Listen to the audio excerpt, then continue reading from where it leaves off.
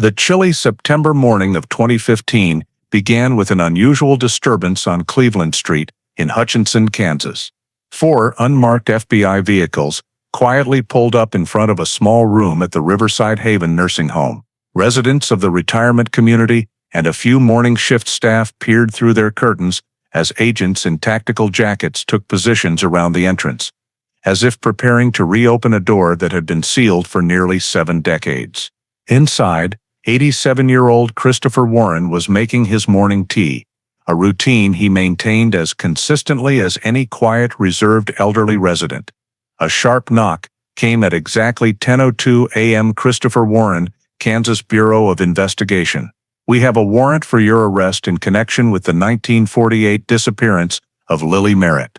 The agents later described how the old man's hand trembled slightly as he set down the teapot, yet his face remained strangely calm, as if he had been waiting for this moment to arrive for nearly 70 years. Before diving deeper into the story, don't forget to subscribe to the channel and hit the notification bell so you don't miss the latest cases. In the summer of 1948, the town of Ellsworth, Kansas, still moved at the steady pace of a small Midwestern community, surrounded by vast open plains. Dusty dirt roads connected sparse residential areas to the town center, where only a handful of general stores, a barber shop, a gas station, and a vocational school operated daily. On the afternoon Lily Merritt vanished. The weather was hot and dry. Wind blowing in from the wheat fields to the south carried the smell of soil and freshly cut straw. Ellsworth Beauty School had closed after practical classes, and 17-year-old Lily stepped out the back door of the building, carrying her school bag and a few personal items after saying goodbye to classmates. The area around the school still had some foot traffic, and several students confirmed they saw Lily turn toward Douglas Avenue. Along that stretch, the owner of the corner general store remembered seeing her walk past while he was arranging merchandise out front. A little farther on, a resident living near the edge of town reported seeing a young girl, believed to be Lily, walking along the dirt road that led out toward the outskirts. The same route Lily usually took to head home or stop by the open lots to the west. These sightings became the final confirmed timestamps of her presence that afternoon. As the sun began to set and families prepared dinner, Lily did not return at her usual time. At first, her family assumed she might have stopped somewhere to meet friends. But as the hours passed with no word or sign of her, worry grew palpable. They checked all the routes Lily took daily: the path behind the school, the turn onto Douglas Avenue, the trail out to the open land, and the dirt road leading toward the Canopolis Lake area. None of those familiar places showed any sign that Lily had passed through after the last time she was seen. By nightfall, the family's own search efforts yielded no new information. Every location where Lily might have appeared showed no trace of her. The fact that Lily had not come home after many hours, and that no one in the family or neighborhood had spotted her at any familiar spot, forced everyone to acknowledge that this absence was no longer just an ordinary delay. When worry turned into clear alarm, the family contacted the Ellsworth County Sheriff's Office and reported that Lily Merritt was missing. Upon receiving the call from the Merritt family, the duty officer immediately logged all initial details and forwarded the file to Sheriff Roy Haskell, who oversaw the area where Lily lived and was instructed to handle the case without delay. A teenage girl not returning home after several hours was not immediately treated as evidence of a crime, but in the context of a small, tightly scheduled community like Ellsworth, Lily's unusual absence was taken seriously. At headquarters, police opened an official missing person file, recording the time Lily left Ellsworth Beauty School when the family realized she hadn't come home, and the period they had searched on their own before reporting it. Harold Merritt provided additional details about his daughter's daily routine. In the afternoons she usually walked home from school via the turn onto Douglas Avenue, sometimes stopping at the general store, but rarely venturing farther unless she had plans. Police listed and marked on the station map every location Lily might have gone. They then called Ellsworth Beauty School to confirm exactly when Lily left. The instructor on duty and several students who saw her leave around late afternoon confirmed she walked out alone through the back with her bag. Another team contacted the general store owner to document the exact time he saw Lily pass Douglas Avenue. This information was organized into a projected timeline for later cross-referencing.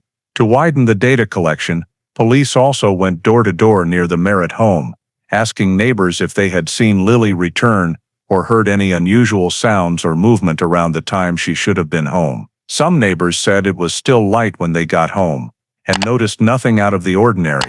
Those living near the path connecting Douglas Avenue to the town's edge said they hadn't encountered Lily on that route during late afternoon. Police continued by questioning Lily's closest friends, who said she had no plans that afternoon to change her routine or meet anyone after class. One classmate noted that Lily seemed in a hurry to leave school, but didn't mention any specific destination, something police flagged for follow-up.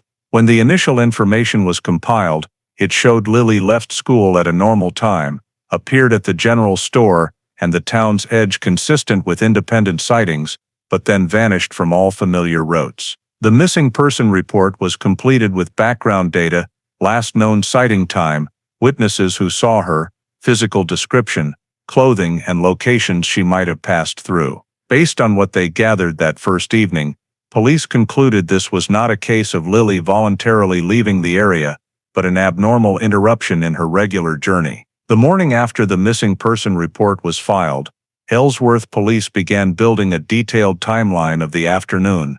Lily disappeared by reviewing all collected statements and filling in remaining gaps. They returned to Ellsworth Beauty School and interviewed the instructor on duty and the 3 students present that day to pin down exactly when Lily left the building. Statements were fairly consistent.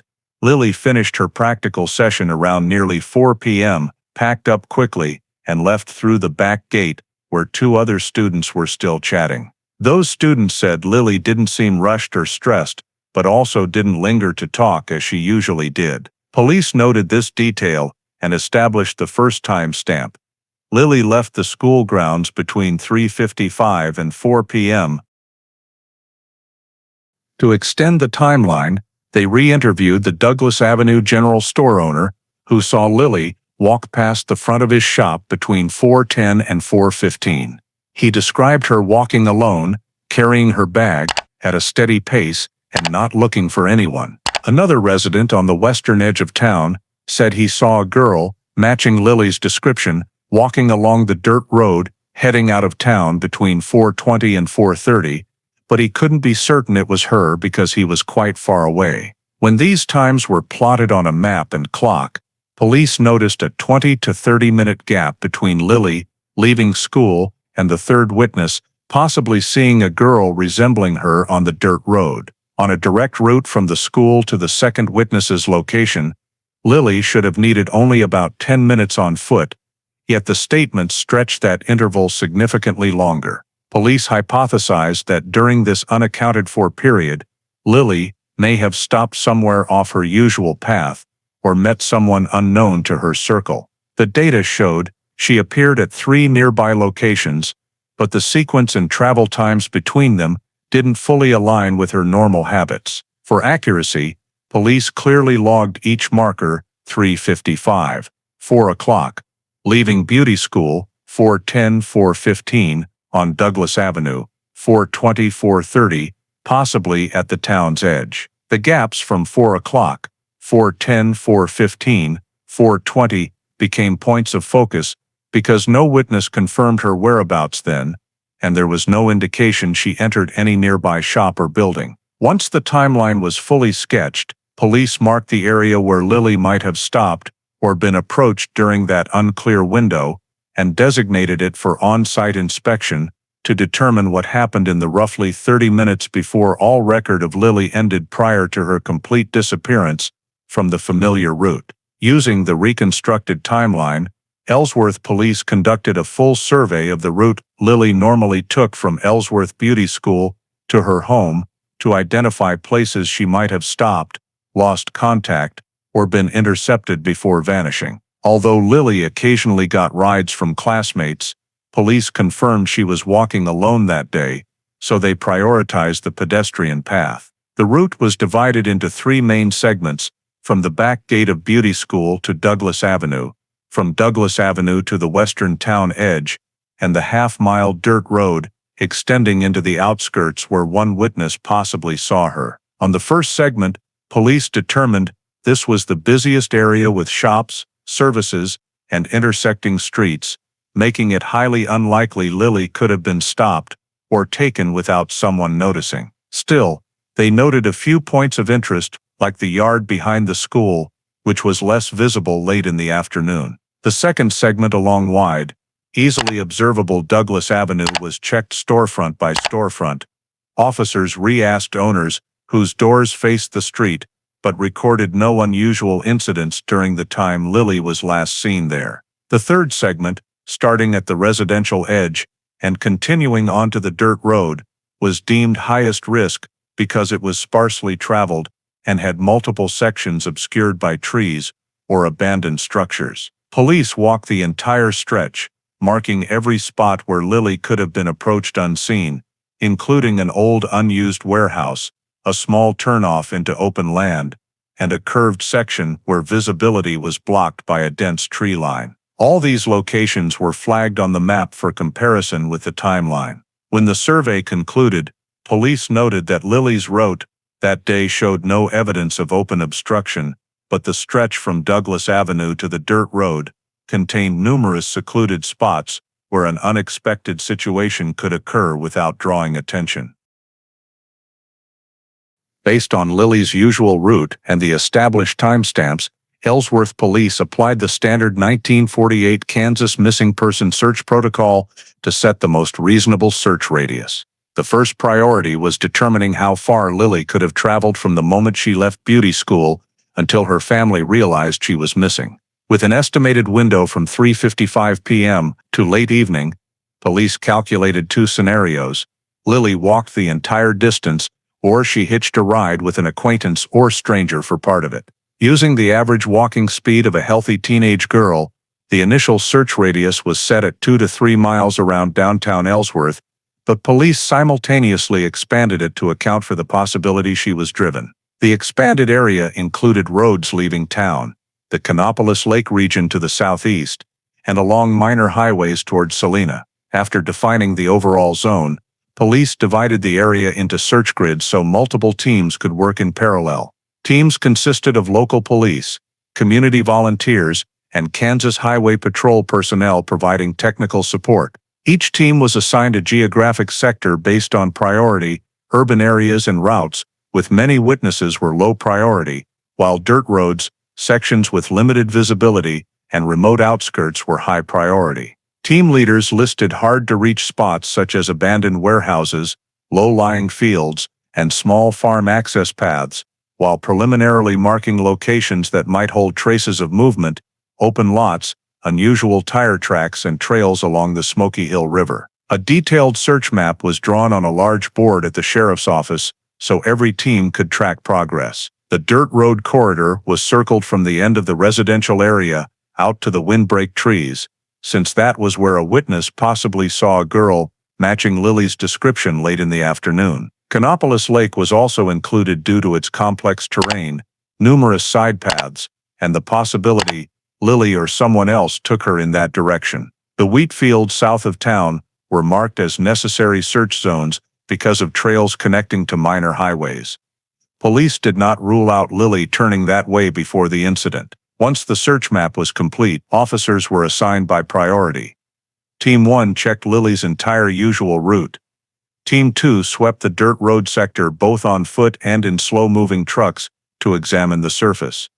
Team 3 handled the lake area, focusing on paths down to the water's edge.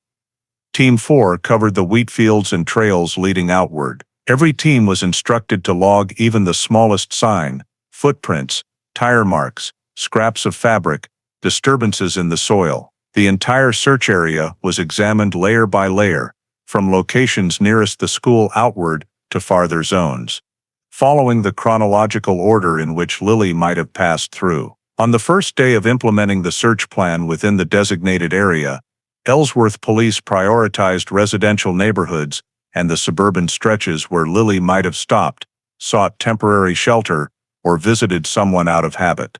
The locations examined first included the route from Ellsworth Beauty School to Douglas Avenue, the side streets in the western residential area, and the areas Lily sometimes passed through after classes. In the residential zones, police checked every yard, open garages, empty porches, and sparsely populated sections where Lily might have been drawn to or paused for an unclear reason.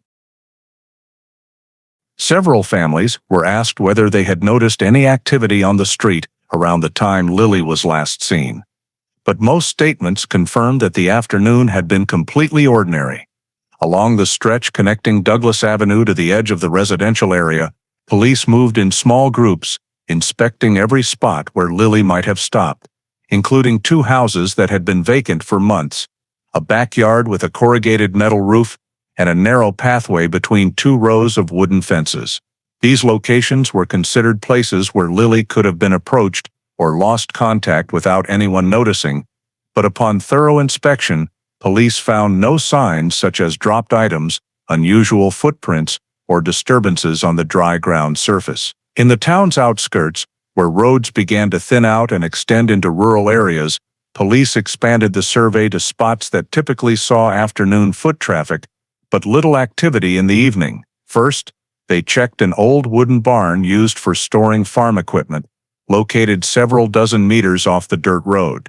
The door was still closed, and there were no unusual stains, dust, or buildup, indicating that a stranger had entered or exited around the time Lily disappeared. Not far away was an open lot leading into a field, where a small trail cut through a wheat field, allowing pedestrians to turn off to avoid wind or shorten their route. Police spent extra time examining this area because it was one of the places Lily might have chosen to turn into if she wanted to escape the sun or take a shortcut. However, the hard, dry ground showed no fresh footprints, and older disturbed patches of soil appeared unrelated to the time Lily was known to have passed through the area. Additionally, police checked a low-lying patch of land near the road leading out of town, a spot where children often played or adults rested while walking, but no one had been present that afternoon to see Lily, and the area yielded no abandoned objects. As they left the residential area and moved deeper along the dirt road leading to the outskirts, police surveyed 2 initially noteworthy points. The first was a curved section of road with limited visibility due to rows of trees growing close on both sides.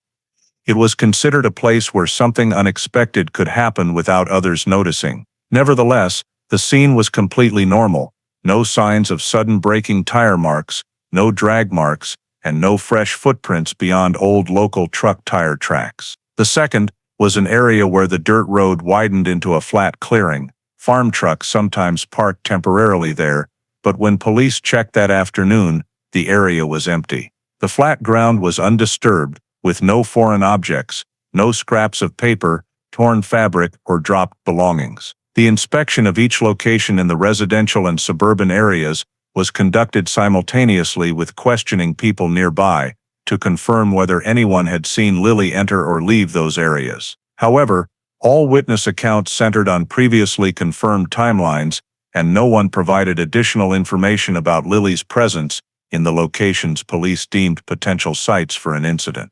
At the conclusion of the first search wave, police noted that the residential area and the suburban zone on the town's edge provided no additional data to narrow down where Lily might have vanished. Places where Lily might have stopped showed no traces, and secluded spots of interest, such as the barn, the trail, or the curved road, revealed no evidence that Lily had been there the afternoon. She lost contact. On the morning of the second day of the search operation, while Ellsworth police were still combing residential areas and nearby suburban roads, new information reached the sheriff's office from a man living near the southeast edge of town who habitually checked his fences and livestock grazing area near the road leading to Canopolis Reservoir each morning. He reported that while walking along the dirt road branching toward the reservoir, he spotted a red Ford parked off to the side, slightly pulled into the grass as if to avoid the main roadway. Recognizing it was not a vehicle that regularly appeared in the area, and believing it had been there since the previous evening without anyone moving it, he decided to alert police for verification. especially given the town-wide talk about Lily Merritt's sudden disappearance. The report was immediately forwarded to the search team, and a unit was dispatched to the described location. Upon arrival, they confirmed the vehicle was indeed an older red Ford, matching the description provided by the Merritt family in the missing person report. The windshield was intact, the doors were closed but unlocked, and the car was positioned so as not to obstruct traffic, yet also not in a logical spot for someone stopping to enjoy the view or rest, since this stretch was not a common pull-off point. Police ran the license plate and confirmed beyond doubt that it belonged to the Merritt family, marking this as the first significant piece of physical evidence since Lily's disappearance. With the discovery of the vehicle, police shifted focus to assessing the overall scene to determine how the car reached this location and why it had been abandoned. First, they precisely marked the car's position on the map, noting it was angled toward the right edge of the dirt road, nose pointing north, with the rear slightly encroaching onto the roadway but not blocking traffic. The fact that the car was facing the opposite direction from Lily's usual route drew particular attention, as it suggested the vehicle may have traveled a different path than her daily one. Next, they documented the tire tracks directly beneath and around the parked position. The tread marks under the car were clear, indicating the vehicle had stopped there deliberately, with no skid marks or evidence of emergency braking, suggesting danger just before stopping. A few meters in front and behind the car, police found multiple other tire tracks, some clearly older and unrelated, but some fresher, hinting that another vehicle may have passed through close to the time the Ford arrived. They flagged tracks consistent with standard tire sizes of sedans and small trucks common in that era. However, because the ground was dry and partially covered by weeds on both sides, it was difficult to pinpoint exactly which marks were made on the day Lily disappeared. After marking the tire tracks, police expanded the search to the surrounding area within a radius of several dozen meters, looking for footprints and any signs of movement on the ground. The surface was mostly dry dirt and dust mixed with sparse grass, making footprints relatively easy to spot on softer patches, but harder on compacted areas. Along both sides of the car, they noted some faint footprints, but the impressions were not clear enough to determine size or gender. These prints also did not form a coherent path, making it difficult to trace the movement of whoever left them. Additionally, there were no drag marks or widespread soil disturbance, meaning no evidence of a struggle or fight. Behind the car, police found a small cluster of prints leading to the road's edge, most likely belonging to the man who discovered the vehicle that morning and approached to inspect it before calling police.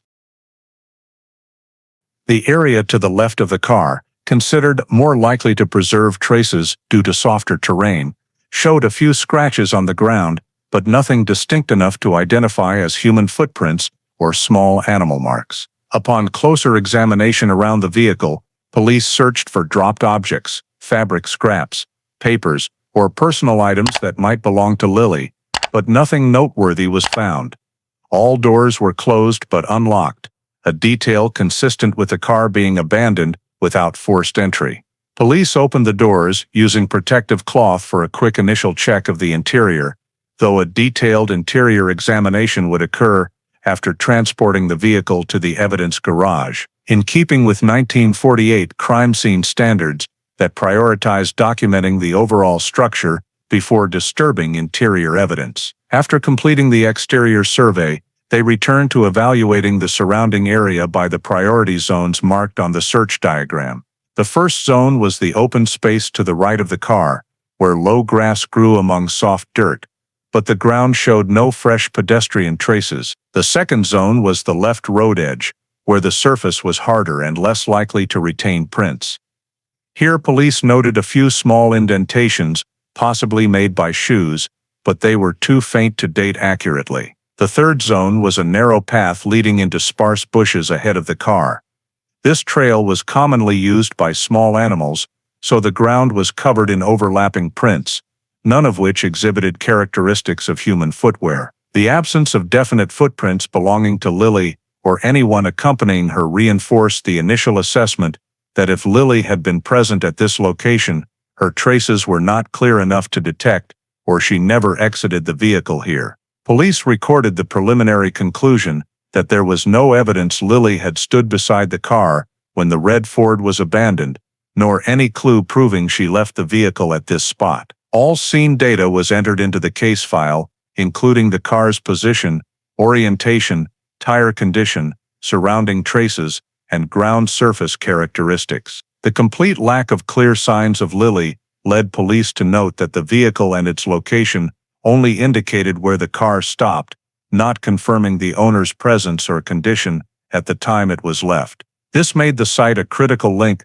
but still insufficient to reconstruct Lily's final movements that afternoon. After finishing documentation of the red Ford scene, Ellsworth police focused on reconstructing the possible route the vehicle took from Ellsworth Beauty School to the discovery location near Canopolis Reservoir to determine whether Lily could have driven herself there or whether someone else was behind the wheel. Using local maps and timeline data gathered from witness statements, they calculated the distance from the school to the abandoned spot. The shortest direct route, heading from the beauty school to the main road then south, would take approximately 15 to 20 minutes at normal speed. However, that route did not match Lily's usual path, which took only 5 to 7 minutes from Douglas Avenue to the western residential area. The car's presence far from her familiar route raised the fundamental question: what caused it to deviate from the way home and head toward the reservoir area, a place Lily did not regularly visit alone? When cross-referencing the earlier timeline, police noted the window between Lily leaving school and her family becoming concerned was long enough for the car to have reached the reservoir area without any witness seeing her turn that direction. To verify, police conducted route simulations by driving a same-era Ford along multiple possible paths.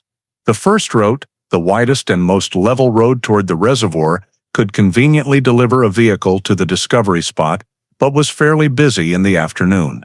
The odds of Lily driving it unnoticed were low. The second route, a small turnoff from the edge of the residential area into the outskirts that connected to the dirt road near the reservoir, better fit the hypothesis that the car was moved without drawing attention. Witnesses also confirmed that stretch was usually quiet in the late afternoon. Timing the trip at the average speed of an older Ford, police estimated that from the last confirmed sighting of Lily near the residential edge, the car would need only about 10 to 12 minutes to reach the reservoir area, entirely within the unclear portion of Lily's timeline. What made the simulation results noteworthy, however, was that the road leading to the discovery location lay completely outside Lily's daily travel range.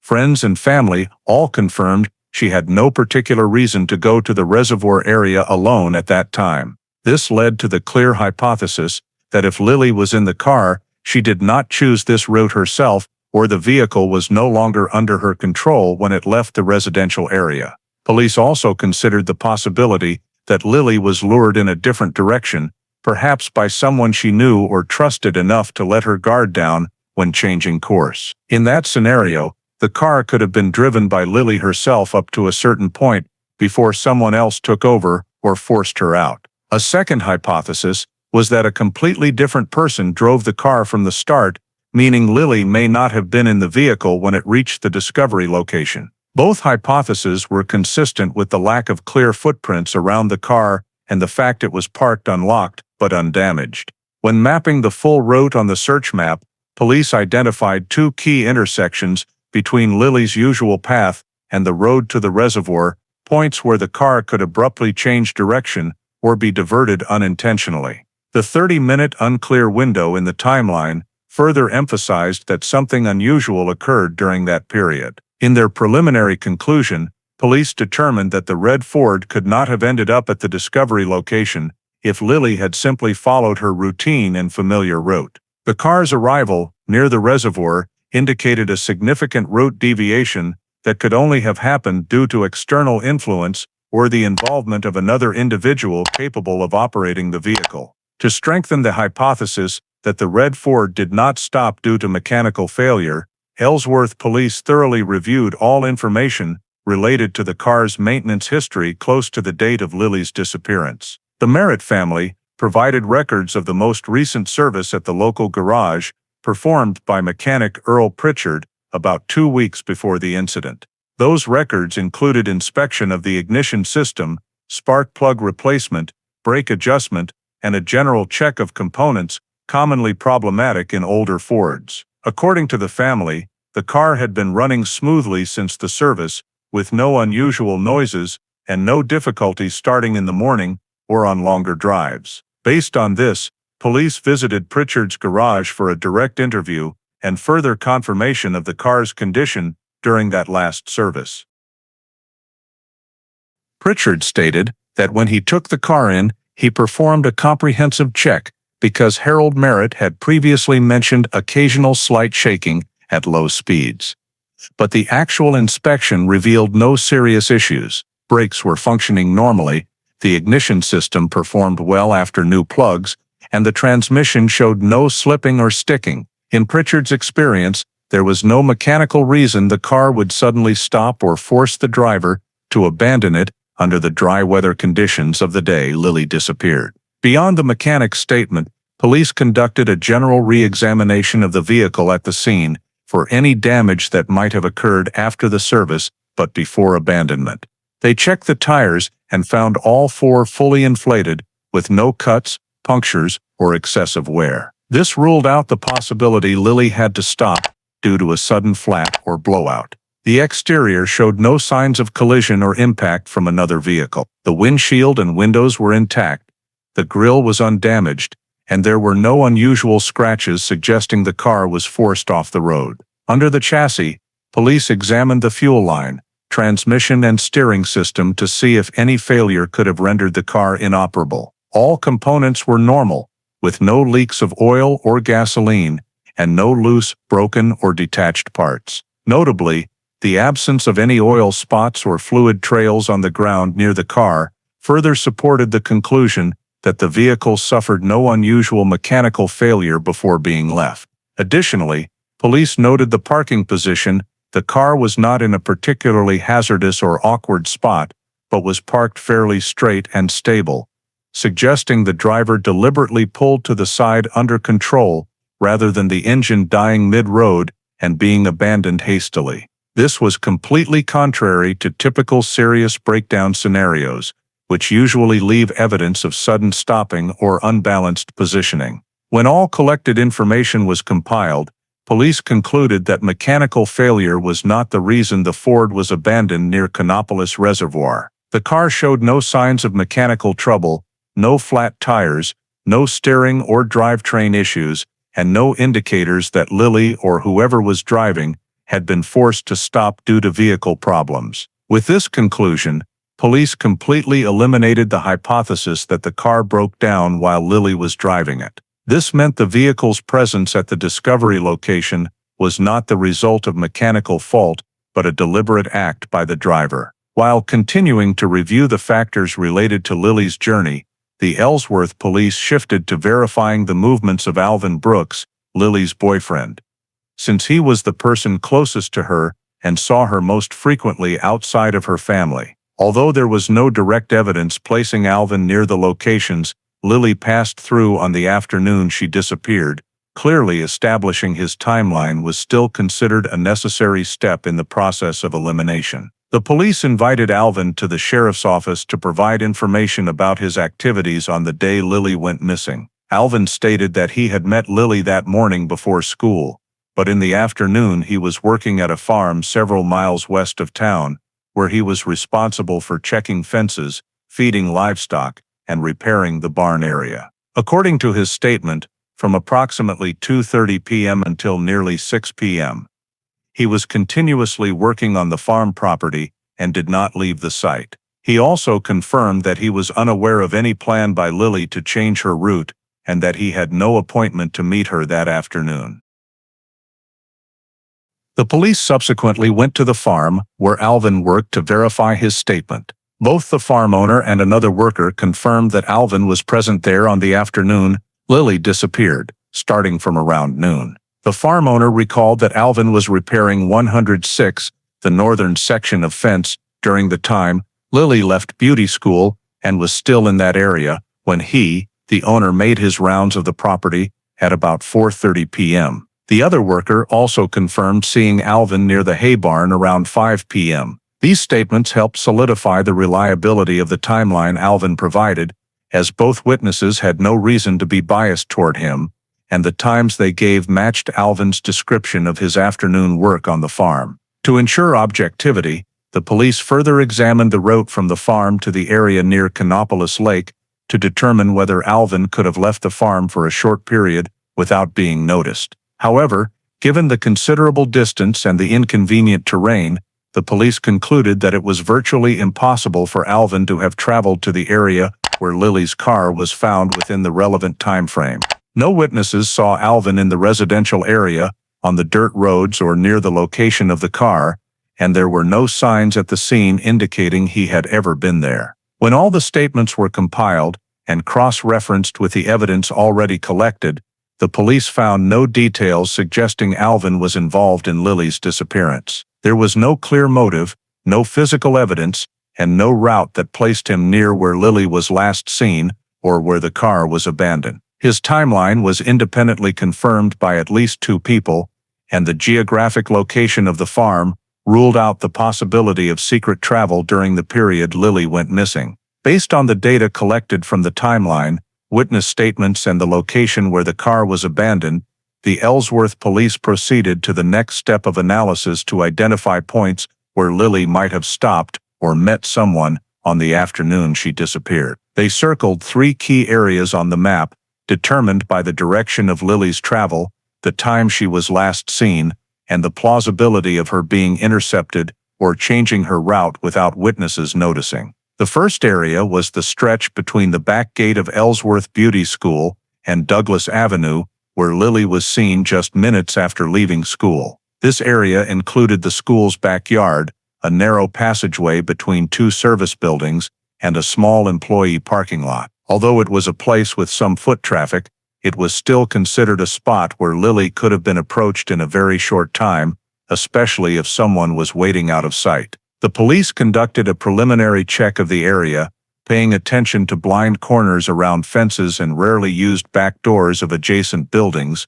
However, the dry ground and numerous overlapping footprints made it nearly impossible to isolate any specific traces of Lily. No items were left behind, and none of the nearby shops reported anything unusual. The second area, considered more significant, was the stretch from Douglas Avenue to the edge of the residential area, where Lily likely passed during the time of the second sighting marker. This was a transitional zone between the busy downtown streets and the trails leading to the outskirts. Here, the police identified 3 locations where Lily might have stopped: a narrow alley between 2 houses, an old wooden shed behind a large yard, and a narrow side road branching westward.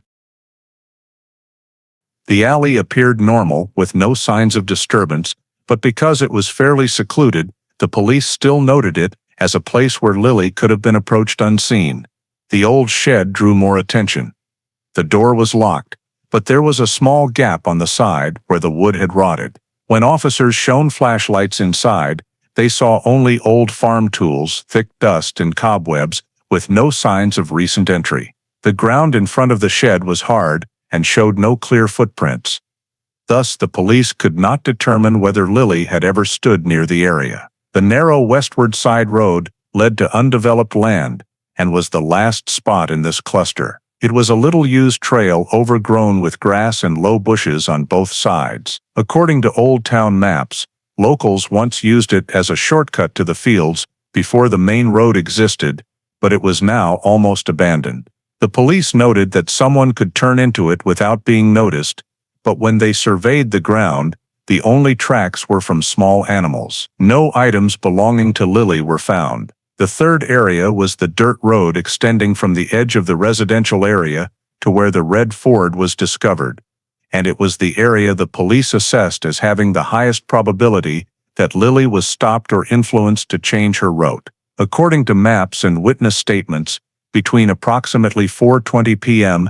and 4:30 p.m., a resident saw a girl resembling Lily walking along this dirt road, but could not confirm it with certainty. Within this stretch, the police marked 3 noteworthy points: a wide-open space to the left of the road, a wooden gate leading to abandoned land, and a large bush that partially blocked the view from the main road. The open space on the left was sometimes used for temporary parking by farm trucks.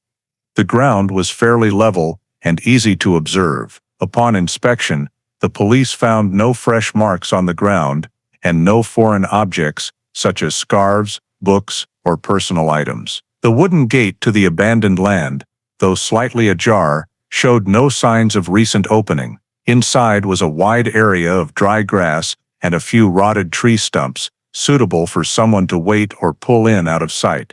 But there were no footprints or physical evidence confirming Lily had been there. The large bush a short distance from the road was the spot the police considered most likely, because a person could stand there and be hard for passers-by to spot. However, when they examined the ground, branches, and soil beneath the bush, there were no signs of recent crushing, sliding, or disturbance. The lower branches remained in their natural positions, indicating no one had entered or stood in the bush during the time Lily disappeared. At the same time, the police compared these locations with Lily's timeline and concluded that all 3 areas were places where Lily could plausibly have stopped or been approached, yet none provided clear physical traces. The shed, the trail, and the abandoned land all lacked specific evidence related to Lily's journey, and this absence of signs made it difficult to pinpoint exactly where she might have encountered someone. Nevertheless, in the police records, these 3 areas were marked as high-risk locations because they all fell within the time window and range Lily could have traveled before her car was taken to the lake area. Upon completing the preliminary evaluation of possible stopping points, the police noted that although there were no direct signs, the map clearly showed spots secluded or isolated enough for an unexpected event to occur without leaving obvious traces. The fact that these 3 areas lay within the unexplained gap in the timeline forced the police to consider the possibility that Lily met someone or was influenced at one of these points, even though the scenes left no clear indications that it had happened. In the process of further narrowing the possibilities related to Lily's journey before she disappeared, the Ellsworth police turned to examining the hypothesis that Lily might have stopped at the gas station near the southern intersection of Douglas Avenue, a place where many local residents often pulled in for fuel or to buy a few items on their way home. This hypothesis had come up during an internal meeting when the police were reviewing points Lily might have stopped during the unaccounted-for time between leaving beauty school and the moment a witness saw a girl resembling Lily at the edge of the residential area. If Lily had actually been at the gas station, it could explain the gap in the timeline while raising the possibility that she met an acquaintance or had some interaction that led to a change in her route. Therefore, the police investigated the gas station as a required elimination step, even though the Merritt family insisted Lily rarely stopped there in the afternoons, especially for the short distance from school to home. Upon arriving at the station, the police spoke with the owner and the employee who had been on the afternoon shift the day Lily disappeared. They asked to see the day's transaction logbook, which was the common method gas stations used at the time to record fuel sales, vehicle types, and sometimes brief notes about regular customers. The owner provided the full day's log and confirmed that every transaction was recorded in chronological order, as required for internal accounting to track fuel inventory and daily revenue. The police carefully reviewed entries from approximately 3:30 p.m. to 5 p.m., the exact window when Lily was believed to be traveling from school toward the residential area. Throughout the entire list, there was no entry recording a red Ford or any description matching the Merritt family car. Some entries described farm trucks, a brown sedan that purchased a small amount of gas, and a few pedestrians who came in for soft drinks or cigarettes, but none mentioned a young female student or anyone strongly resembling Lily. The employee on duty remembered the customers from that period quite clearly because the station had been quieter than usual that day. He stated definitively that he did not see Lily or any girl carrying a bag matching the police description. When asked specifically about a red Ford, He also confirmed that no such car appeared at the station that afternoon. One entry the police paid particular attention to was a brown sedan that purchased a small amount of gas between 4:10 p.m. and 4:15 p.m., coinciding with the time Lily was seen walking past Douglas Avenue. However, there was no evidence linking that car to Lily, and since many vehicles passed through the station, the entry was simply retained for cross-referencing and held no confirmatory value that Lily had been present. After reviewing the transaction log, the police inspected the surrounding area to see whether Lily might have stopped without entering the station or interacting directly with staff. They examined the small parking area in front, which had some old tire marks and a surface so mixed with tracks that determining when specific tire prints were made was difficult. However, there were no marks directly related to the red Ford or footprints matching Lily's size. The area behind the station was also checked, though it was mainly used for storing barrels and was not a place customers backed into. No items or traces suggested Lily had passed through there. When cross-referencing the data obtained at the gas station with Lily's timeline, the police found nothing to support the hypothesis that Lily had stopped at the station that afternoon. None of the recorded times directly involved her, no witness saw Lily, there was no matching description of the driver of a red Ford, and no physical evidence at the station scene was connected to her. Combined with Lily's usual route home, the police concluded that the likelihood of her voluntarily turning into the station was very low, because doing so would have required her to go in the opposite direction from home. The fact that Lily's car was later found much farther toward the lake further reinforced the assessment that the car's journey had no connection to the gas station and that no notable event occurred there that could have affected her route. After completing the review of the transaction log, cross-checking with the timeline, and surveying the entire area around the gas station, the police concluded there was no evidence Lily had ever appeared at the station on the day she disappeared. While eliminating the gas station hypothesis and gradually narrowing the possibilities related to logical stopping points on Lily's regular route, the Ellsworth police began focusing on a new lead that emerged from two independent witnesses living in the southwest part of town. Both reported seeing a brown sedan on the route Lily was likely to have taken during the time she vanished. Because the statements came from two people who did not know each other and had no reason to coordinate information, the police regarded this as a significant clue requiring thorough analysis. The first witness was a farmer who lived near the dirt road connecting the edge of the residential area to the outskirts and who regularly went outside in the afternoons to check fences and livestock areas. He stated that between approximately 4:25 p.m.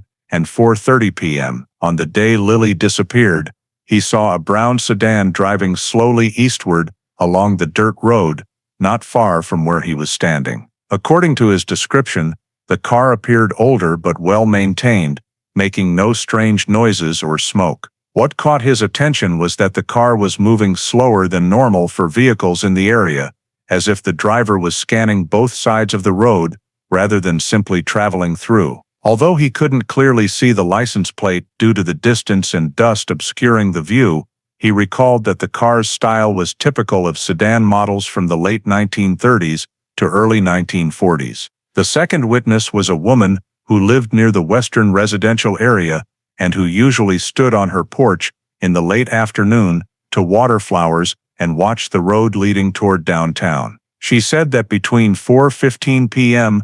and 4:20 p.m., she saw a brown sedan pass by, heading toward the residential area, then turn onto the dirt road instead of continuing straight on the paved route, as most vehicles did. This caught her attention because that turn was rarely used, mainly by local residents or farmers. She also described the car moving at an unusually slow speed, as though the driver was searching for something or following a pedestrian. When the police pressed for more details about the driver's appearance, she could not provide specifics, only recalling that it was a man sitting upright behind the wheel, who never turned his head, even though she was standing fairly close. When comparing the two statements, the police noted several significant points of overlap. Both witnesses described a brown sedan on the dirt road during the time Lily could have been passing through. Both observed the car moving slower than normal, and both had the impression the driver was looking around rather than simply focusing on driving. Although the exact times the witnesses saw the car did not perfectly match, they were close enough to indicate the brown sedan had traveled along the road Lily likely took during the period she disappeared. This made it impossible for the police to dismiss the possibility that the car was directly or indirectly connected to the interruption in Lily's journey. After recording the statements, the police began analyzing the type of vehicle the witnesses described. Based on the styling, it fell into the category of 2- or 4-door sedans common from the late 1930s to 1940, with a long body, rounded roof, and a distinctive earth brown paint color.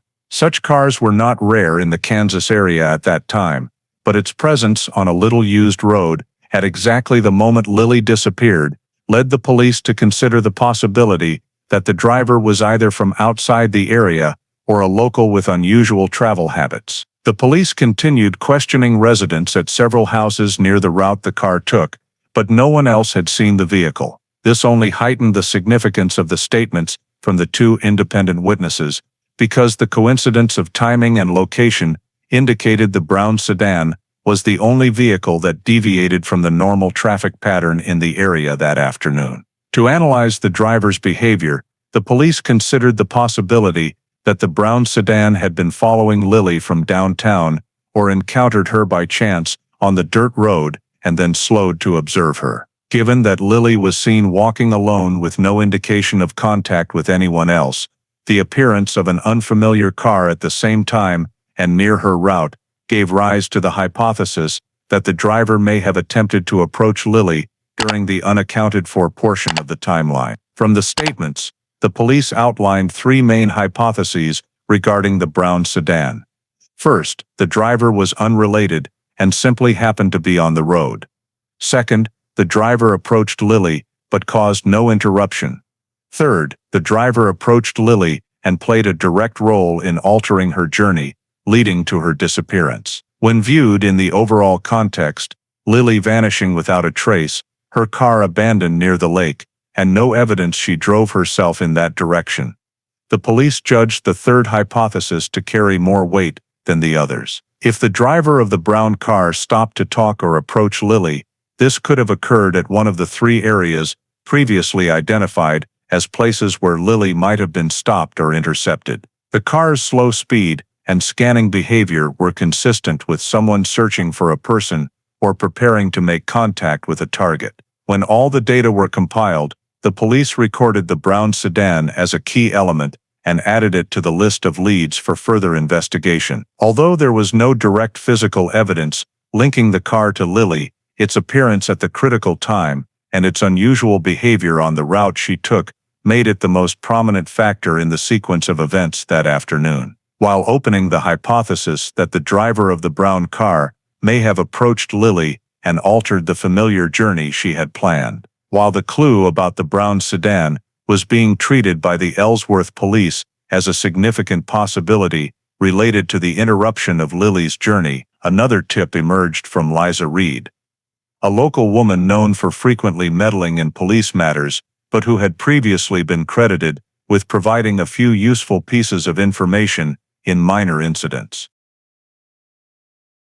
Liza came to the sheriff's office and stated that on the afternoon Lily went missing, she saw a girl who looked like Lily get into a small pickup truck near the old warehouse on the western edge of town. According to Liza, the truck was parked right next to the side of the warehouse.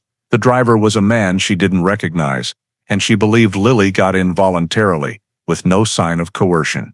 When police asked why she thought it was Lily, Liza described the girl as being about Lily's height and build, carrying a dark-colored purse, and appearing to be in a hurry, as if heading somewhere quickly. However, when this information was cross-checked against the established timeline, multiple details immediately raised doubts. First, the time Liza claimed to have seen Lily, around 3:45 to 4 p.m., did not match the time frame when Lily left Ellsworth Beauty School.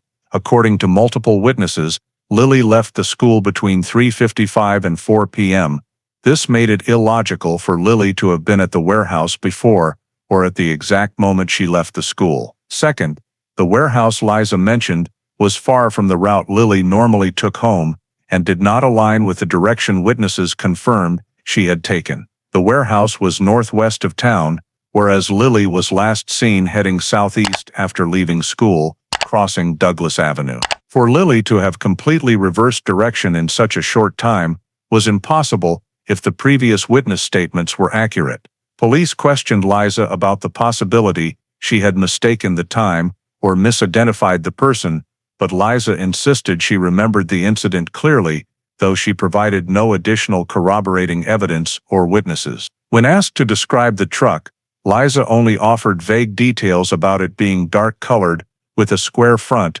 which matched dozens of older pickup models in the area at the time. Furthermore, no one else living near the warehouse confirmed seeing a truck matching that description or seeing Lily in the area. Due to the inconsistencies in timing, location, and vehicle description, police considered Liza's statement unreliable and potentially misleading, especially given her history of making inaccurate claims in previous cases. Nevertheless, following investigative protocol, they recorded her full statement in the file for future reference in case other witnesses or new evidence indirectly validated it.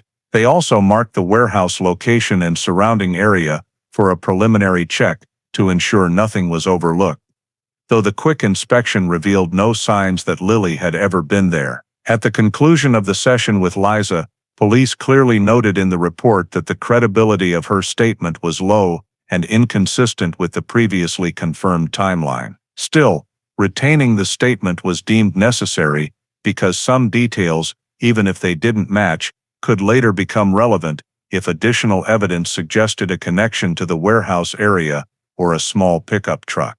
After reviewing Liza Reed's distracting statement and finding nothing of value in it, the Ellsworth police shifted focus to verifying the whereabouts of two individuals who had been mentioned by locals during the initial investigation: Sam Cuevas and Manuel Serra. These were two men living on the outskirts west of town, known for erratic behavior and involvement in shady activities related to moonshine and unregistered goods, though neither had a serious violent criminal record.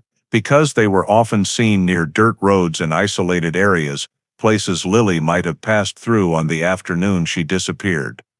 Police considered it necessary to confirm their movements that day to rule out any involvement. First, police visited Sam Cuevas at his small house near the Western Fields, where he lived alone and worked seasonal jobs at nearby farms. When asked about the afternoon Lily went missing, Sam said he had spent most of the day at the Jensen farm, helping move hay bales and repair the back cattle pens.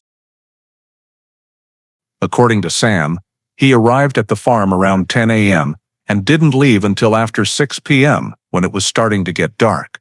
To verify this, police spoke with Mr. Jensen, the farm owner, who confirmed Sam was there almost the entire afternoon, particularly from 3 o'clock to 5:30 p.m., the exact window when Lily was last seen on the dirt road. Additionally, two other farm workers said they saw Sam multiple times throughout the afternoon as he moved back and forth between the storage barn and the livestock area, making it unrealistic that Sam could have left the farm during the critical time Lily disappeared. Police then compared the distance from the Jensen farm to the area Lily was last seen and found it was relatively far, requiring at least 20 to 25 minutes to travel by horse or small truck on dry dirt roads. For Sam to have left the farm, appeared near Lily's route, and returned to work without anyone noticing was practically impossible, despite his erratic personality. After recording his statement and checking the geographic factors,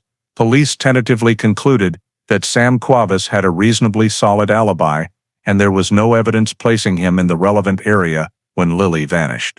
Manuel Serra, the other individual mentioned, lived near the low woods south of town, and occasionally did seasonal farm work like Sam. Manuel was known for being reclusive and avoiding neighbors, so police had to question him to confirm his whereabouts on the day Lily disappeared. When asked, Manuel said that on that afternoon, he was at a small repair garage on the outskirts getting the brakes fixed on his old truck. He insisted he was there for several hours and never left. Police went to the garage and interviewed the mechanic, who confirmed Manuel was present for most of the afternoon, from around 2 p.m. until nearly 5:30 p.m. The mechanic said Manuel stood by his truck for a long time checking things and only occasionally came inside to ask about parts. Crucially, the mechanic stated the garage area was quite far from the route Lily usually took, and if Manuel had left, he definitely would have noticed, because the place was so quiet. After verifying the times, police checked the distance from Manuel's garage to where Lily was last seen and found it was more than 3 miles, requiring at least 15 minutes by vehicle. This made it highly unlikely Manuel could have been present at the exact moment Lily was on the dirt road, especially since the mechanic confirmed he never left the garage during that period. When all the data for both Sam Cuevas and Manuel Serra was compiled, police found no direct connection between either man and Lily. No witnesses placed them near Lily's road, no descriptions matched them at the critical time, and both had alibis independently confirmed by people with no reason to lie. Additionally, neither Sam nor Manuel owned a brown sedan, the vehicle 2 independent witnesses saw during the same time frame Lily disappeared. Considering all these factors in the overall context of the case, police concluded that Sam Cuevas and Manuel Serra, despite community rumors of suspicious behavior, showed no indication of involvement in Lily's disappearance. After eliminating several suspects and narrowing down the possible locations where Lily might have stopped, the Ellsworth police moved to on-scene reenactments to evaluate 3 main scenarios involving the red Ford's journey. Lily drove herself to the location where it was found. Someone else drove the car while Lily may still have been inside or had already been forced out. And finally, the possibility that the car was taken to the spot near Lake Canopolis after Lily had disappeared elsewhere earlier. To ensure accuracy, police used a vehicle of the same year as the Merritt family's Ford, drove the relevant routes, and timed the trips under conditions similar to the afternoon Lily vanished. They began with the first scenario.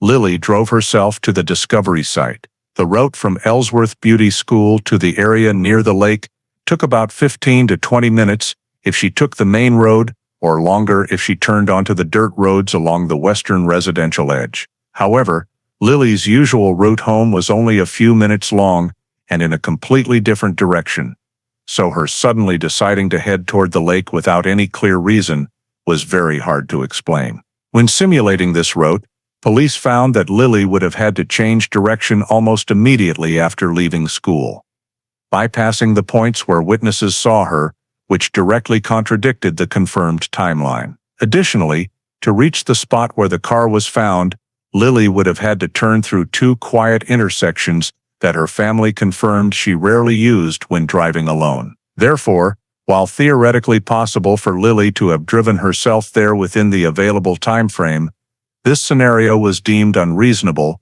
due to the conflict with her actual observed route and daily habits. Police then tested the second scenario. Someone else drove the red Ford. This scenario was divided into 2 sub-possibilities: someone else driving while Lily was still in the car, or someone else driving after Lily had already left the vehicle at a different location. To test it, they drove along the dirt road where witnesses saw the brown sedan heading toward the lake area, and noted that this route was highly convenient for avoiding people's sight, especially late in the afternoon. The distance from where Lily was last seen to where the car was abandoned fit perfectly within the gap in the timeline, and if someone approached Lily on the dirt road and took control of the vehicle, reaching the lake area in 10 to 12 minutes was entirely feasible. Moreover, the fact that the car was neatly parked on the shoulder with no signs of sudden braking or collision suggested the driver was deliberate and in control, behavior more consistent with a stranger than with Lily panicking or experiencing a mechanical issue. Police also noted that the abandonment location, far from Lily's normal route and near a sparsely populated area, was a spot someone familiar with the terrain might choose to stop with minimal chance of detection. When viewed alongside the information about the brown sedan, the scenario of someone else driving became more compelling, because the appearance of an unknown vehicle on the same road at the time Lily disappeared could be linked to approaching her or forcing her off her usual path onto the route leading to the lake. Finally, police tested the third scenario. The car was taken to the discovery site after Lily had already disappeared somewhere else entirely. This scenario required a clear separation between the moment Lily vanished and when the car was moved, but when checked against the timeline, police found it unlikely because no witnesses saw the Ford leave the residential area later than when Lily was last seen. Additionally, moving the car to the lake area after dark would risk detection by nearby residents or people who often check the lake vicinity in the evening. Although this scenario couldn't be completely ruled out, police found no evidence at the scene or in the timeline to support it, especially since the car's placement suggested calculated action that occurred within the same window as Lily's disappearance. When all three scenarios were weighed against the timeline, Lily's travel habits, the characteristics of the car scene, and witness statements, police concluded that the most plausible explanation was that the red Ford was driven by someone other than Lily when it left the residential area and appeared near Lake Canopolis. This not only accounted for the change in direction, but also fit the time frame of Lily's disappearance, the lack of traces around the car, and the unusual appearance of the brown sedan near the route she took. Based on the conclusion that the red Ford was very likely driven by someone else and that the critical event occurred before the car reached the lake area, the Ellsworth police expanded their search to the entire vicinity where the vehicle was abandoned. On local maps, this area included a series of old warehouses scattered along the dirt road leading to the lake, some vacant lots once used for agricultural storage, and a few dilapidated wooden structures from decades earlier. Because it was remote and rarely visited, it was considered one of the most suitable locations if someone wanted to approach or force Lily out of the car without being seen. Police started with the warehouse closest to the car, about an eighth of a mile away. This warehouse belonged to a long-closed farm. Its wooden walls were weathered gray by sun and wind, and the main door was secured with a rusty padlock that appeared untouched for years. Checking the surroundings, they found no fresh footprints or disturbances in the dry ground. A few rotted boards lay beside the wall, but there were no signs anyone had leaned against or climbed them around the time Lily disappeared. Shining lights through the door cracks revealed only old wooden crates and broken farm tools inside, covered in thick dust, proving no one had entered recently. From there, police moved to a second warehouse farther north, sturdier but also abandoned. Unlike the first, the ground in front of this one was softer due to shade, making footprints easier to spot. However, any marks were faint and mostly erased by wind. A few small prints could have been from animals, but none indicated human presence. Next to the warehouse was a small lot once used for fertilizer storage. Police examined it carefully because soft soil retains prints better, but the ground here was cracked and hard, showing no activity from the day Lily vanished. Not far from this warehouse was a larger open lot previously used for stacking lumber. There, police thoroughly searched piles of rotting wood, scattered planks, and areas hidden by tall grass. Although the site offered many temporary hiding spots, they found nothing belonging to Lily or any sign someone had stopped or hidden there. Footprints and tire tracks were all too old to be relevant to Lily's disappearance, and scattered items, burlap scraps, rusted cans, had clearly been there for years. Police then proceeded to a third area, farther away but still within a plausible range for the Ford's journey. This was the largest warehouse in the vicinity, with a rusted tin roof and a partially collapsed wooden door. Its rundown condition made it a potential spot for concealing illicit activity, so police spent extra time inspecting it. They walked the perimeter, noting ground settlement around the entrance, and checking for fresh breaks, scratches, or impacts on the exterior walls. Nothing noteworthy was found.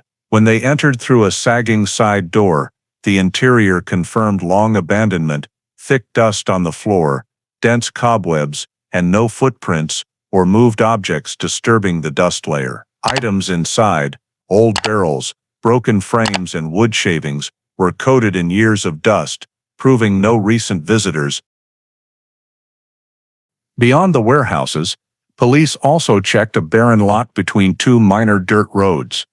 This rarely known area had only scattered bushes and rocks.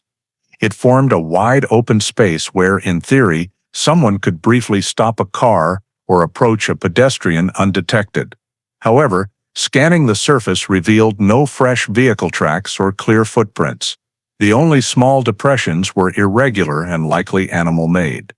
Weather compacted or cracked areas provided no additional information, and nothing on the ground was connected to Lily. Police further expanded the search to narrow trails that might lead into overgrown areas or former fuel storage sites. They followed every small turnoff and intersection between trails and the main dirt road, but all showed no recent activity. A few old tire tracks appeared on the dry ground but were faded, indicating they were weeks or more old. All three zones, warehouses, open lots, and trails, were judged to yield no valuable physical evidence that Lily had passed through or that any unusual event had occurred there. Summarizing the results, police noted that the warehouse complex and the entire surrounding area where the car was abandoned provided no direct evidence related to Lily's disappearance. There were no fresh shoe prints, no personal items, no indication Lily had been taken into any structure. The dry ground and long absence of people made the area too clean from an investigative standpoint.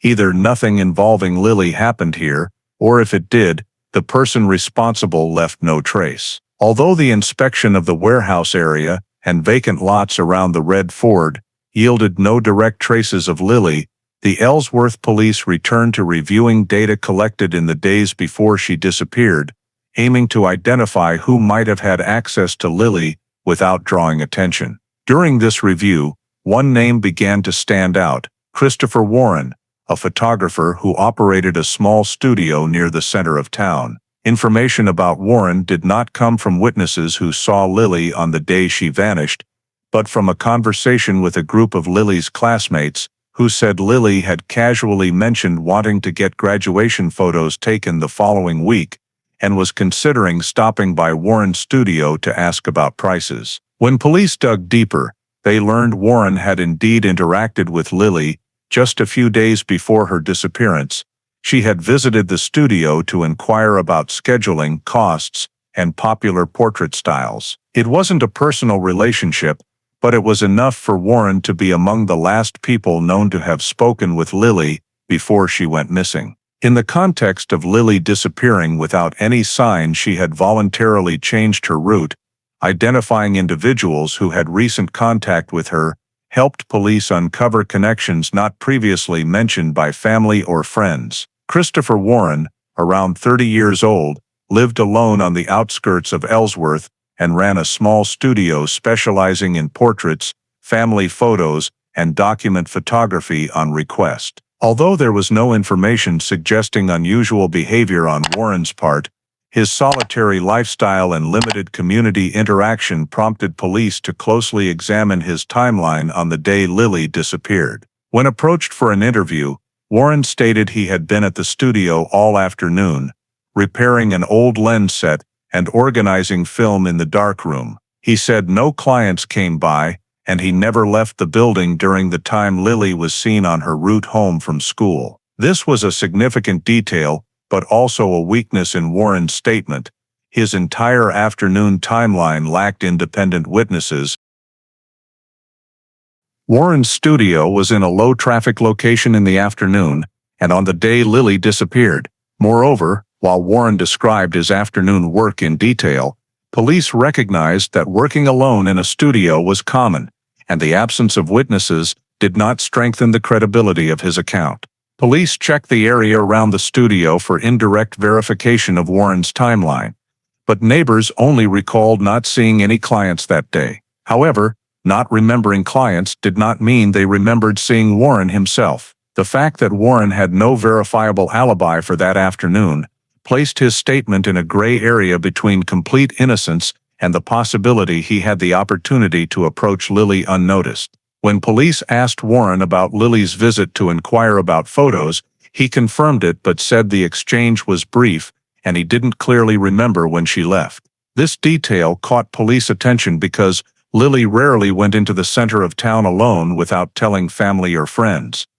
The fact that her studio visit was only confirmed by Warren made police wonder if it represented one of the gaps in Lily's otherwise transparent timeline. Reviewing Warren's background, police also noted other points of interest. He lived alone, had no fixed schedule, often worked late in the studio, and had few social contacts. His studio was near a side road that could connect to dirt roads without passing through many residential areas, creating the possibility that someone like Warren could reach the Lake Canopolis area during Lily's disappearance window without leaving an obvious trail. Additionally, his mention of working in the darkroom, a completely light-sealed space, led police to note that he could be out of sight for extended periods, even if someone came looking.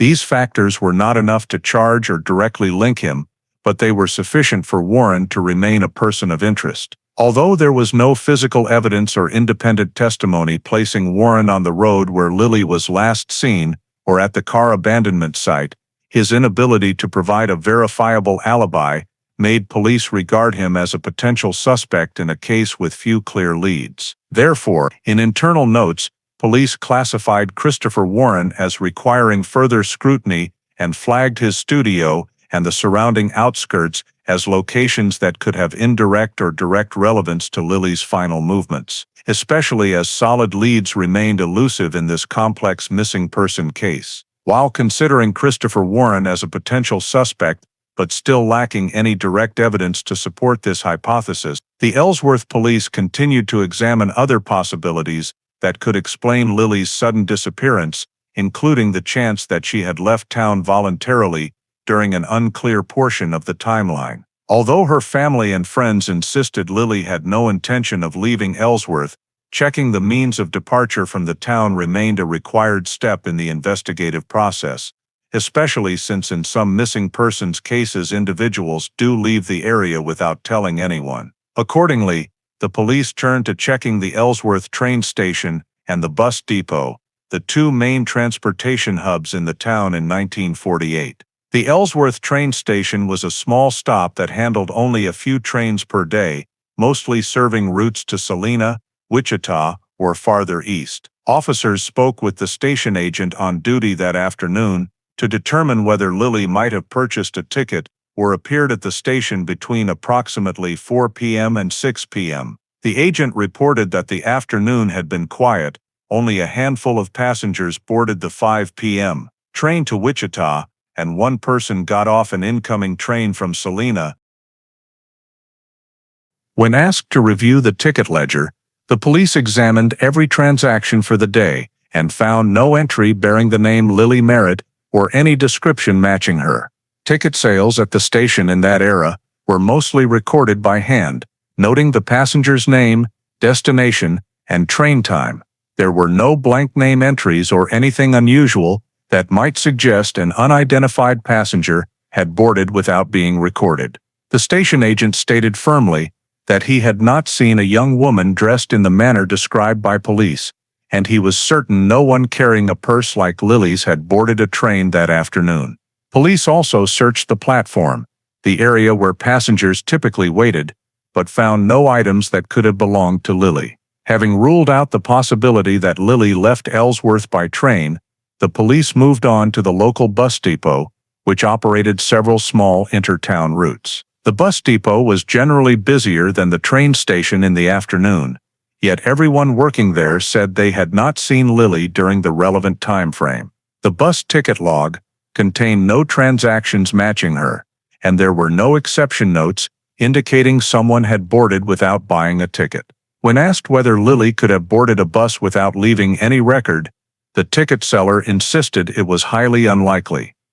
Buses rarely carried standees, and drivers always checked tickets before departure. Police further searched the area around the depot to see if Lily might have appeared nearby without being noticed by staff, but shop owners adjacent to the depot reported they had not seen her pass by that afternoon. Lily's complete absence from both the train station and the bus depot led police to virtually eliminate the possibility that she had voluntarily left town by public transportation. Police also considered the chance that Lily had hitched a ride with someone to leave Ellsworth, yet no witnesses reported any suspicious or unusual activity involving a young woman getting into a strange vehicle or stopping to talk to a driver. More importantly, if Lily had truly left town willingly, she would have had to deliberately deviate from her route immediately after leaving school or after passing Douglas Avenue. Yet the timeline showed she was last seen heading toward home,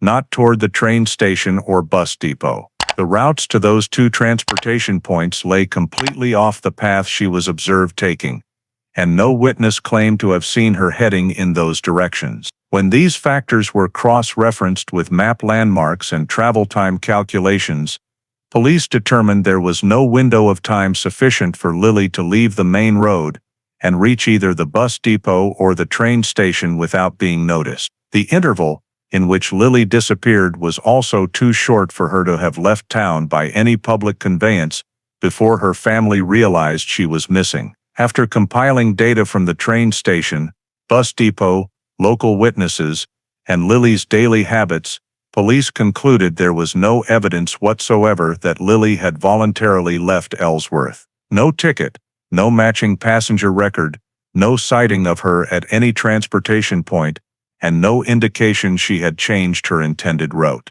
The theory that Lily had run away was officially removed from the list of plausible explanations for her disappearance, forcing investigators to refocus on the possibility of third-party involvement during the still questionable time period and location along the route she was last known to be traveling before contact was lost. Having completely eliminated the idea that Lily left town on her own, and finding no direct traces in the area around the abandoned red Ford, the Ellsworth police launched a second, broader search that covered larger natural areas, including along the Smoky Hill River, the low-wooded sections to the south, and the network of secondary roads connecting residential areas to the wider outskirts. The goal of this search was to determine whether Lily might have left the main road involuntarily or been forced into more isolated areas where foot traffic was minimal. At that time, the Smoky Hill River received particular attention because of its winding terrain, difficult access points, and stretches of bank obscured by thick brush, conditions that could allow a person or object to disappear without immediate detection. Police organized a search team that walked both the north and south banks for more than a mile from the dirt road leading to Canopolis Lake. They looked for signs such as scuff marks, footprints, scraps of fabric caught on branches, or any personal items that might have been dropped. However, the ground along most of the river section was dry and hard, showing no disturbance around the time of Lily's disappearance. Any earlier marks had been largely erased by prior rain and wind, and nothing matching Lily's description was recovered. The search then expanded to the low woods southwest of town, an area of dense brush and old farm trails used before the main roads existed. This was a place where someone could be forced off the road or become disoriented and wander off accidentally, but searching was difficult due to thick vegetation and a carpet of dry leaves. Although police conducted an organized line search, marking each cleared section as they went, they uncovered no new signs. Disturbed soil was attributable only to wildlife such as small deer or raccoons. Broken branches predated Lily's disappearance. While checking secondary roads deeper into the outskirts, police concentrated on three main spurs: a narrow track heading west, a soft dirt road running south near abandoned farmland, and a little-used trail that paralleled the edge of the residential area. Because these routes connected directly to places Lily might have walked or been taken, officers closely examined intersections, sharp turns, and spots where a sudden approach could occur. Yet the search revealed no signs of a struggle, no fresh tire tracks beyond one several days old, and no items suggesting Lily's presence. On the southern spur, where the soft soil offered a better chance of retaining prints, the ground showed only sun cracks and a few old indistinct footprints that could not be tied to gender or timing. Another team was assigned to sweep the low tree area near open pasture, where locals sometimes moved livestock. Although relatively open, police still hoped for indirect evidence, scraps of fabric, marks from a purse, or anything Lily might have carried. However, the dry surface and long absence of human activity yielded nothing useful. Finding no direct signs, police also probed concealed spots along small riverbank drop-offs, where, in rare cases, someone might have slipped or been pushed. During this examination, all potentially unstable slopes were stable, with no fresh slide marks or evidence of anything having fallen. Searchers used poles to probe areas hidden by tall weeds along the banks, but nothing of value was recovered. After completing sweeps of the 4 priority zones, the Smoky Hill River, the low woods, the secondary roads, and the open fields along the route, police compiled the results and noted that the second large-scale search had produced no trace related to Lily. The absence of fresh footprints, personal items, or any disturbance led them to conclude that if Lily had been forced off the main road, she had not been taken into these natural areas, or the incident happened so quickly and discreetly that all traces were gone before searchers arrived. After weeks of processing the scene, interviewing witnesses, conducting expanded searches, and testing dozens of theories, the Ellsworth police reached an unwelcome conclusion. The initial investigation had reached a dead end. The data collected throughout the search for Lily Merritt revealed many scattered indicators, but no clear physical evidence strong enough to support a complete theory. The red Ford found near Canopolis Lake contained no footprints, no signs of struggle, no personal items belonging to Lily, and no clue that she had ever exited the vehicle there. The scene was either too clean or too degraded by wind and weather for any investigative traces to remain. Suspect locations, abandoned barns, vacant lots, and trails offered no relevant information. Some had been unused for too long, others bore only abundant wildlife sign, and the most promising spots showed no new marks at all. Searches along the Smoky Hill River and through the low woods ended empty-handed, and the secondary roads, places someone could be lured, registered no unusual activity, coinciding with the time Lily vanished. Even the brown sedan seen by 2 witnesses, the most promising lead, left no physical trace to follow beyond the fact that the vehicle appeared at the exact time Lily was passing and moved slowly in a suspicious manner. Yet the mere presence of an unidentified car was not evidence. Witness statements were too contradictory to form a coherent picture. Some said they saw Lily walking toward the edge of the residential area. Others claimed she turned onto a little-used trail, and Liza Reed, the least reliable witness, insisted Lily got into a truck near a warehouse, despite timeline and location making that nearly impossible. Taken together, these statements did not create a continuous thread and instead made the file more tangled. As for persons of interest, all had reasonably solid alibis. Lily's boyfriend Alvin Brooks was confirmed working at the ranch all afternoon, with multiple witnesses verifying time and place. Sam Quavis and Manuel Serra, despite shady reputations in the community, were proven to be far from Lily's route at the critical time. Christopher Warren, who may have had the closest contact with Lily before she disappeared, had no physical evidence against him, even though his timeline lacked independent corroboration. What made Warren a potential suspect also made him hard to charge. He worked alone, lived alone, and his statements could be neither confirmed nor refuted. That only made him possibly involved, not a formal suspect. Police had also eliminated all lines of inquiry involving Lily leaving Ellsworth voluntarily.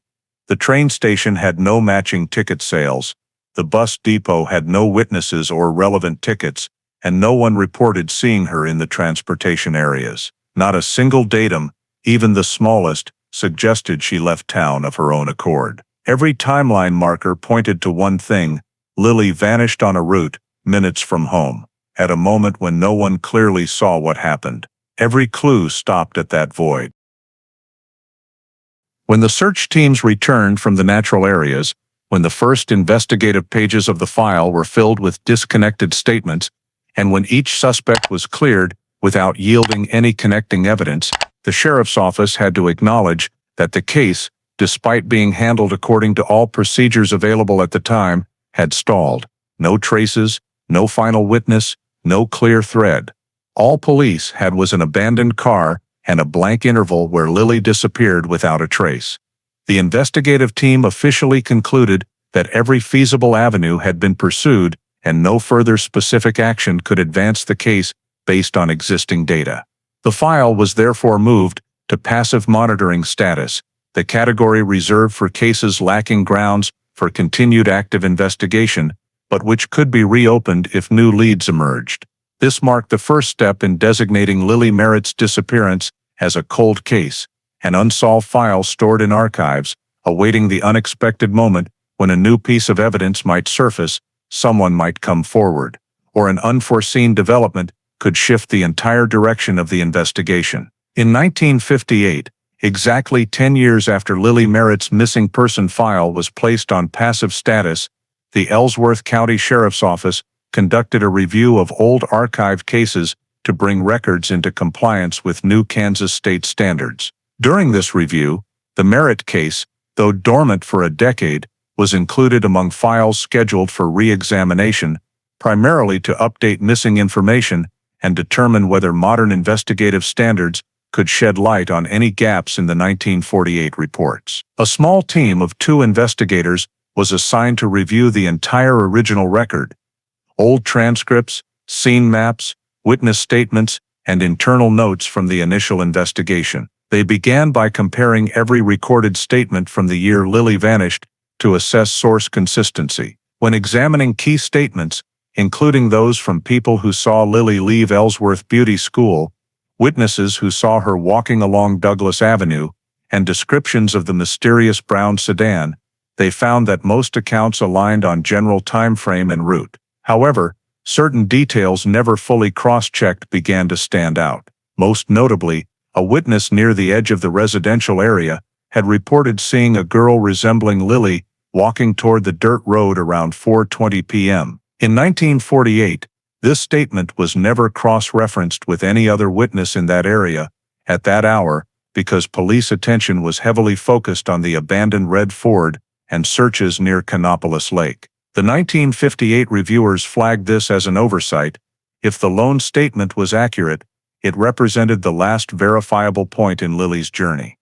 If mistaken, much of the assumed route rested on shaky ground. Next, the team re-examined documentation about the brown sedan, seen by 2 independent witnesses. Although the timing and location match made the car the strongest lead in 1948, they noted that no real effort had been made to trace owners of similar model brown sedans in Ellsworth and surrounding towns. Vehicle registration in that era was decentralized and poorly centralized, yet the reviewers still considered the failure to cast a wide net a regrettable gap. After 10 years, however, tracing a vehicle without a license plate or detailed description was no longer feasible. Liza Reed's statement was also revisited, and the reviewers quickly noted that it remained as unreliable as when first given. Not only were location and timing inconsistent, but her history of contradictory statements in other matters further confirmed its lack of investigative value. Still, per procedure, the statement was retained because no absolute proof existed to disprove it. When reviewing the files of previously scrutinized individuals, Alvin Brooks, Sam Cuevas, Manuel Serra, and photographer Christopher Warren, the team noted that their alibis had held up over time. No subsequent arrests or investigations involving similar crimes had surfaced for any of them, further reducing the likelihood of their involvement. However, the reviewers recognized that Warren's file still lacked independent verification and that his statements rested solely on self-described work activities. Reopening an inquiry into an individual on that basis alone after 10 years was impossible, especially without any new evidence linking him to the case. Regarding the red Ford scene, the team confirmed that the original report, noting a complete absence of footprints and physical evidence, could no longer be re-examined because time had erased everything. The maps and scene sketches added no further information beyond confirming that 1948 investigators had followed procedures appropriate for the era. Finally, the reviewers considered the possibility of new witnesses or information emerging over time, but in the intervening decade no one had come forward with additional facts, and no evidence had been discovered by chance. No reports from neighboring towns mentioned an unidentified young woman matching Lily's description, and no related cases had been recorded. After carefully reanalyzing all the data, the only conclusion the review team reached was that Lily Merritt's disappearance remained unresolved after 10 years. Every significant detail had been examined in 1948, and the points that were never fully cross-checked or pursued deeper were not strong enough to constitute new leads. Accordingly, the file remained classified as a cold case, no developments, and was not reopened due to the absence of any basis to do so. As they closed the thick 1948 folders and added the 1958 review notes, the investigators agreed that the Lily Merritt case remained one of Ellsworth's most baffling mysteries, a disappearance without traces, without a final witness, and without any single piece of evidence strong enough to break the silence that had persisted year after year. In 1967, nearly 2 decades after the day Lily Merritt vanished,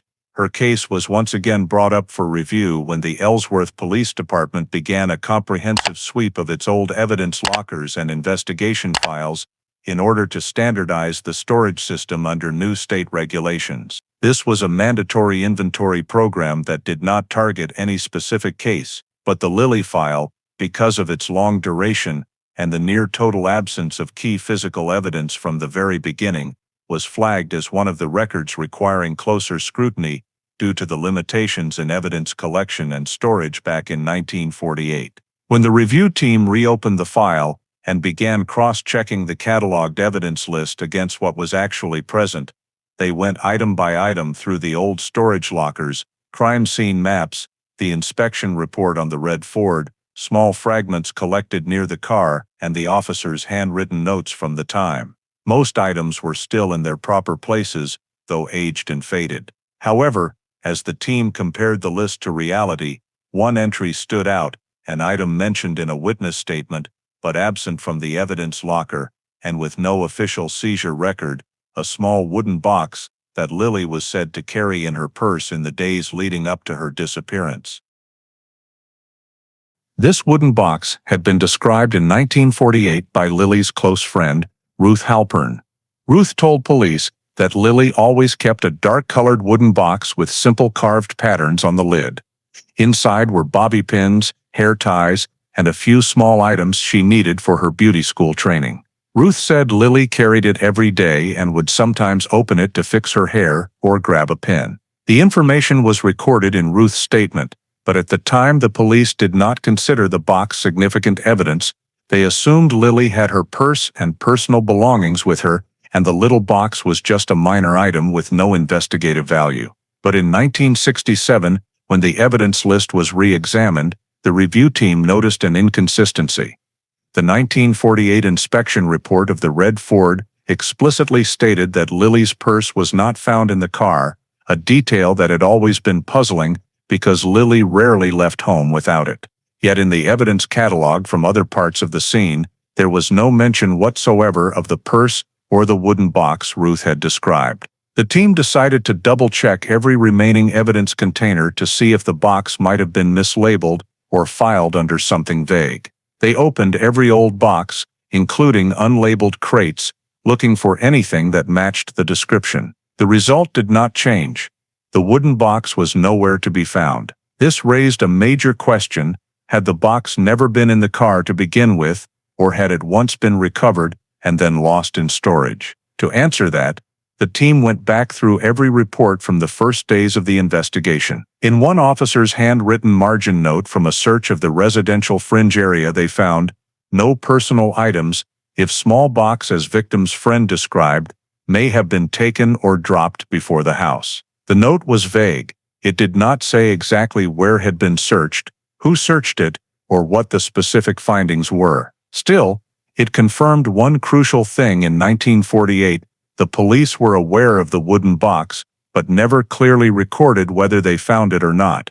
The team then checked every report related to the search around the red Ford. Not a single line mentioned the purse or the box. This pointed to the likelihood that Lily's purse and the wooden box inside it had never been recovered at the scene at all. Yet the team also realized that in many missing person cases from that era, Personal items dropped along the route often provided vital leads. The fact that both the purse and the daily carry box Ruth insisted Lily always had with her were missing made Lily's situation more unusual than previously concluded. On top of that, the team discovered that several 1948 evidence entries were marked source unclear or no accompanying seizure form, a result of the primitive procedures and unsystematic record-keeping of the time. Even so, none of those items matched the description of the wooden box, making mislabeling highly unlikely. The complete absence of the box, an item a close witness swore Lily carried,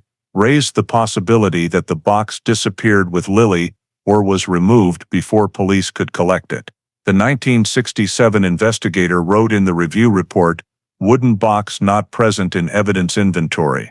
Unclear whether lost, never seized, or never recovered. Note must be kept because the absence of this item creates a blind spot in the sequence of events." Still, with no additional evidence to push the investigation forward and no new leads in the case, the review team had no authority under 1967 regulations to reopen the file. All they could do was update the records and note that the wooden box, once considered unimportant, had now become a questionable detail because it was neither in the evidence catalog nor mentioned in any report as having been found in the car or during the searches. When the notes were finished, the team concluded that the missing box was not new evidence, but it was an anomaly worth preserving so future generations of investigators could cross-reference it in case information ever surfaced, suggesting the item played a role in explaining Lily Merritt's final hours before she vanished without a trace in the summer of 1948. In 1975, nearly 3 decades after Lily Merritt disappeared, the long-frozen case was pulled for review once more when the Ellsworth Police Department updated files on individuals who had any contact with the victim. This time it was not triggered by a new lead or breakthrough statement, but by a county-wide civil records inventory requiring updated occupational information for independent workers before 1950. On that list was the name Christopher Warren, the photographer who had been considered a potential suspect in the first weeks of the 1948 investigation. Although no evidence ever implicated Warren, the fact that he lived alone, worked alone, and had no witness to confirm his timeline on the day Lily vanished kept him on the line between person of interest and innocent bystander. When Warren's file came up for updating, a young archivist on the storage team, Henry Colson, noticed the 1967 note about Lily's missing wooden box and realized that the absence of both the box and the purse created a significant gap in understanding her final movements. That prompted Colson to take a closer look at Warren's file, even though he knew he could not reopen the case without fresh evidence. During the review, Colson visited what used to be Warren's downtown studio, now long closed after Warren left Ellsworth around the late 1960s. The space had been turned into a small shop, but some old items the new owner had kept were still in a back storage room. When Colson asked to see anything from Warren's photography days, the owner agreed and showed him boxes of old materials and ledgers. Among them was a leather-bound customer appointment and revenue log used by the studio from 1946 to 1951. At first glance, the ledger looked intact, but when Colson flipped to 1948, he saw something odd. Every page from July through December 1948 had been cleanly torn out, leaving only jagged stubs along the spine. The pages before and after were undamaged, proving the missing section was not general wear but a deliberate act. When cross-referenced with Warren's 1948 statement that Lily had stopped by the studio a few days before she disappeared to ask about portrait prices, Colson realized the torn period exactly covered the time of her disappearance. If the ledger ever recorded Lily's visit or any customer who might be connected, the possibility that those pages contained critical data could not be ignored. Colson documented the discovery in detail, pages covering 1948, the period of Lily Merritt's disappearance, torn from customer ledger. Unknown when or by whom must be noted as possible tampering with records. The biggest problem, however, was determining who tore the pages out and when. The customer ledger had never been in police custody in 1948 because Warren was not a formal suspect, so officers never seized his business records. The book stayed with the studio, and the building had changed hands multiple times over nearly 3 decades. No one could confirm the ledger's condition in 1948, 1958, or 1967, and there was no documentation proving it had been intact during those years. When Colson asked the current shop owner, he was told only that the ledger was already in the back room when he took over in 1970. He had no idea whether the pages were torn before or after that. This made it nearly impossible to establish motive or culprit. If Warren tore them out, the questions were why and when. If a previous owner or someone unrelated did it, the act had no investigative value. There was no way to prove the tearing was connected to Lily's case or merely someone else's personal reason. Since there was no evidence the page tearing occurred in a criminal context, Colson could not request the case be reopened. Moreover, under 1975 regulations, a file could only be reactivated with new physical evidence, a significant new statement, or a serious contradiction in old data. Missing pages from a private ledger that was never official police evidence met none of those criteria. Still, Colson logged the discovery as an irregularity potentially relevant to Warren's behavior and timeline in the year Lily vanished. In his evaluation, he added, "No legal basis for further intervention.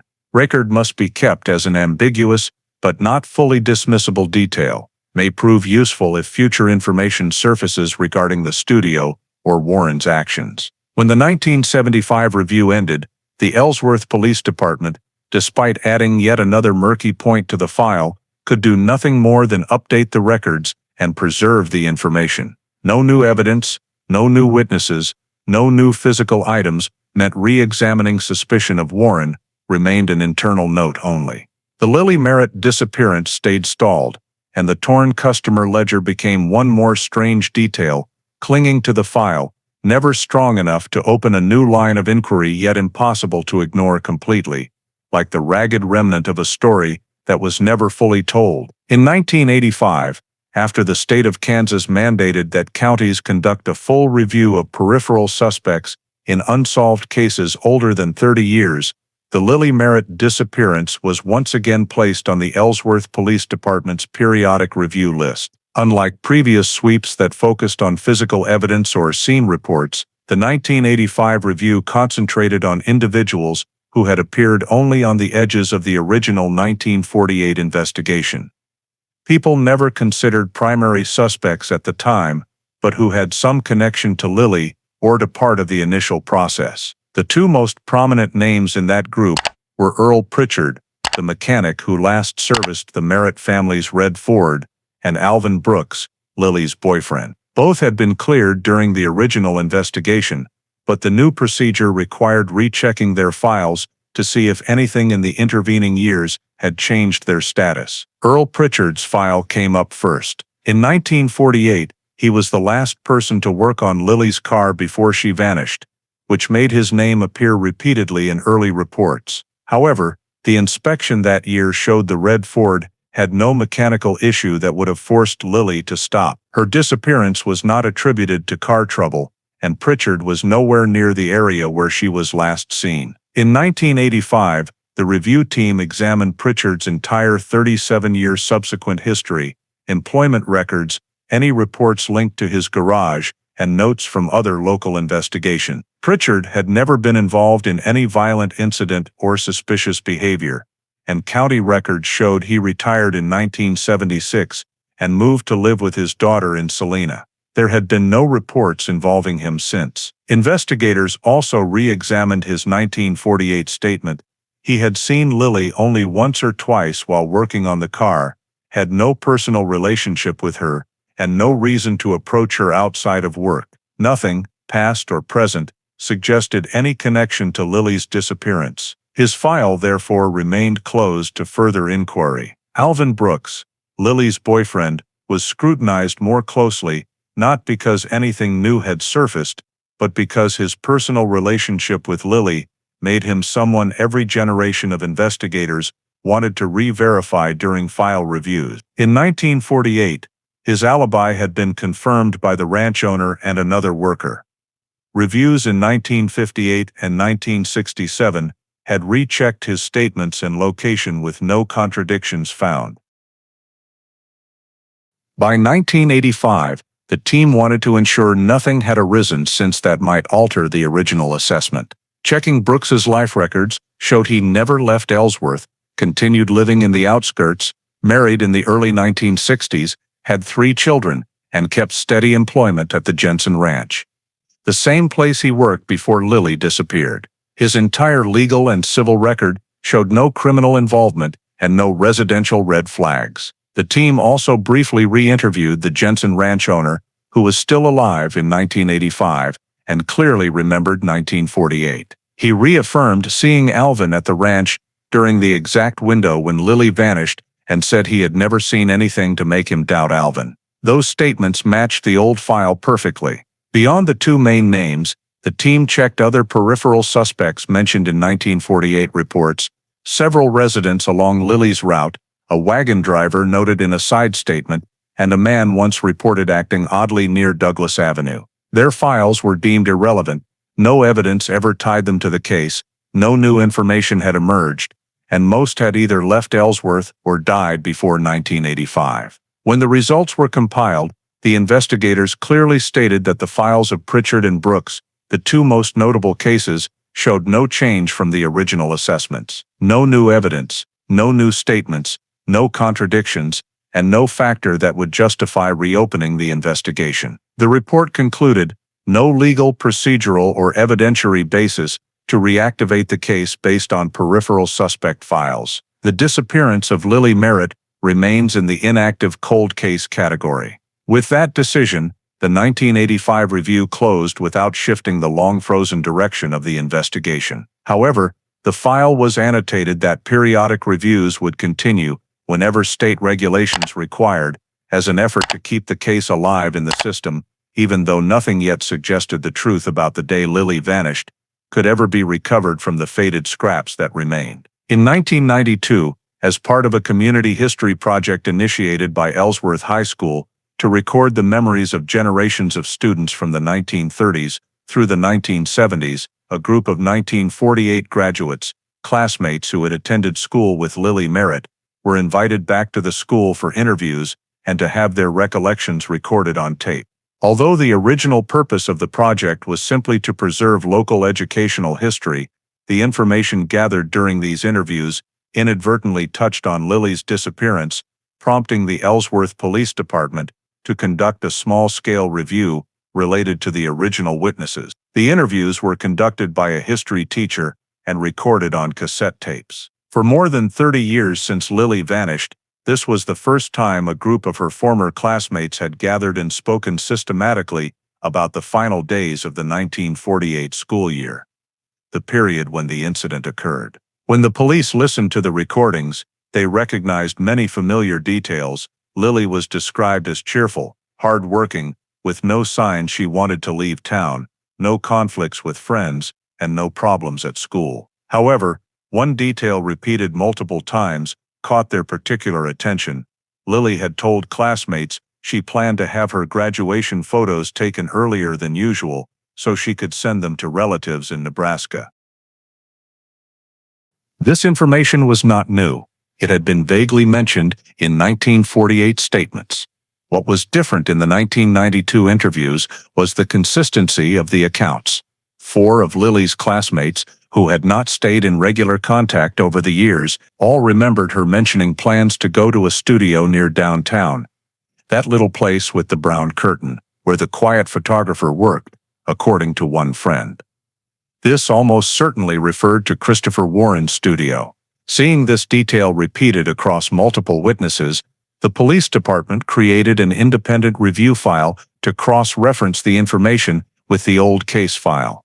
They had the tapes analyzed and transcribed every segment where Lily's name was mentioned. One classmate, Mary Lou Penford, recalled that about 2 weeks before Lily disappeared, the group of 4 walked past Warren's studio on their way home. Lily looked at the sign and said she wanted to get her photos done early, before fall, because she wasn't sure when she'd have time to come back. Mary Lou said Lily didn't mention whether she had already made an appointment, but her demeanor suggested she intended to return within a few days. Another classmate, Harold Casling, remembered that during lunch period, Lily had opened the small wooden box she always carried and said she was trying to decide which hairstyle would look best in her graduation picture. This detail drew police attention because the wooden box had been documented in the 1948 statements but was never recovered. A third classmate, Ruth Halpern, who had also mentioned the wooden box in 1948, confirmed that Lily had talked about stopping by the studio to ask about prices that weekend or early the following week. Ruth said Lily wanted a photo that was respectable but not too stiff, and this matched the official 1948 record that Lily had visited the studio to inquire about pricing. The consistency between the 1992 accounts and the 1948 statements is what caught the police's attention.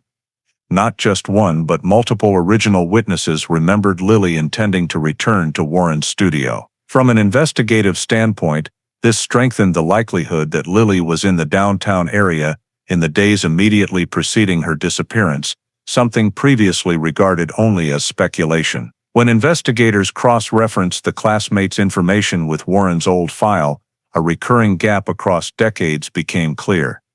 It was highly probable Lily visited the studio in her final days, yet no document recorded the exact date, whether a follow-up appointment existed, or what transpired during that visit. Additionally, the 1948 customer log page, discovered torn out in 1975, corresponded precisely to the period when Lily planned to have her photos taken. When the three facts were combined, Lily had visited the studio, multiple classmates remembered her wanting graduation photos, and the exact page of Warren's 1948 appointment book was missing. Investigators were compelled to note the coincidence as an anomaly. They also re-examined old reports, noting that Warren's studio was located near a side road that could lead, via two minor intersections, to the dirt road where the red Ford was later found. This opened the hypothesis that Lily, if she had returned to the studio on the day she disappeared, might have been followed, approached, or taken from the downtown area before her route shifted south onto the dirt road. The biggest problem, however, was that none of her classmates saw Lily leave school with anyone else. No one said she had plans to meet Warren or any other man. They only knew she had mentioned the studio as a personal errand. The combination of the classmates' clear memories and the complete absence of physical evidence left the 1992 review trapped in the familiar impasse of cold cases, details that reinforced a line of suspicion but were insufficient to reopen the investigation. When assessing the reliability of the accounts, police noted that the classmates' memories were relatively consistent, contained no major contradictions, and largely matched minor details from the 1948 file. However, because no witness placed Lily near the studio on the day she disappeared, the connection remained contextual rather than legally actionable.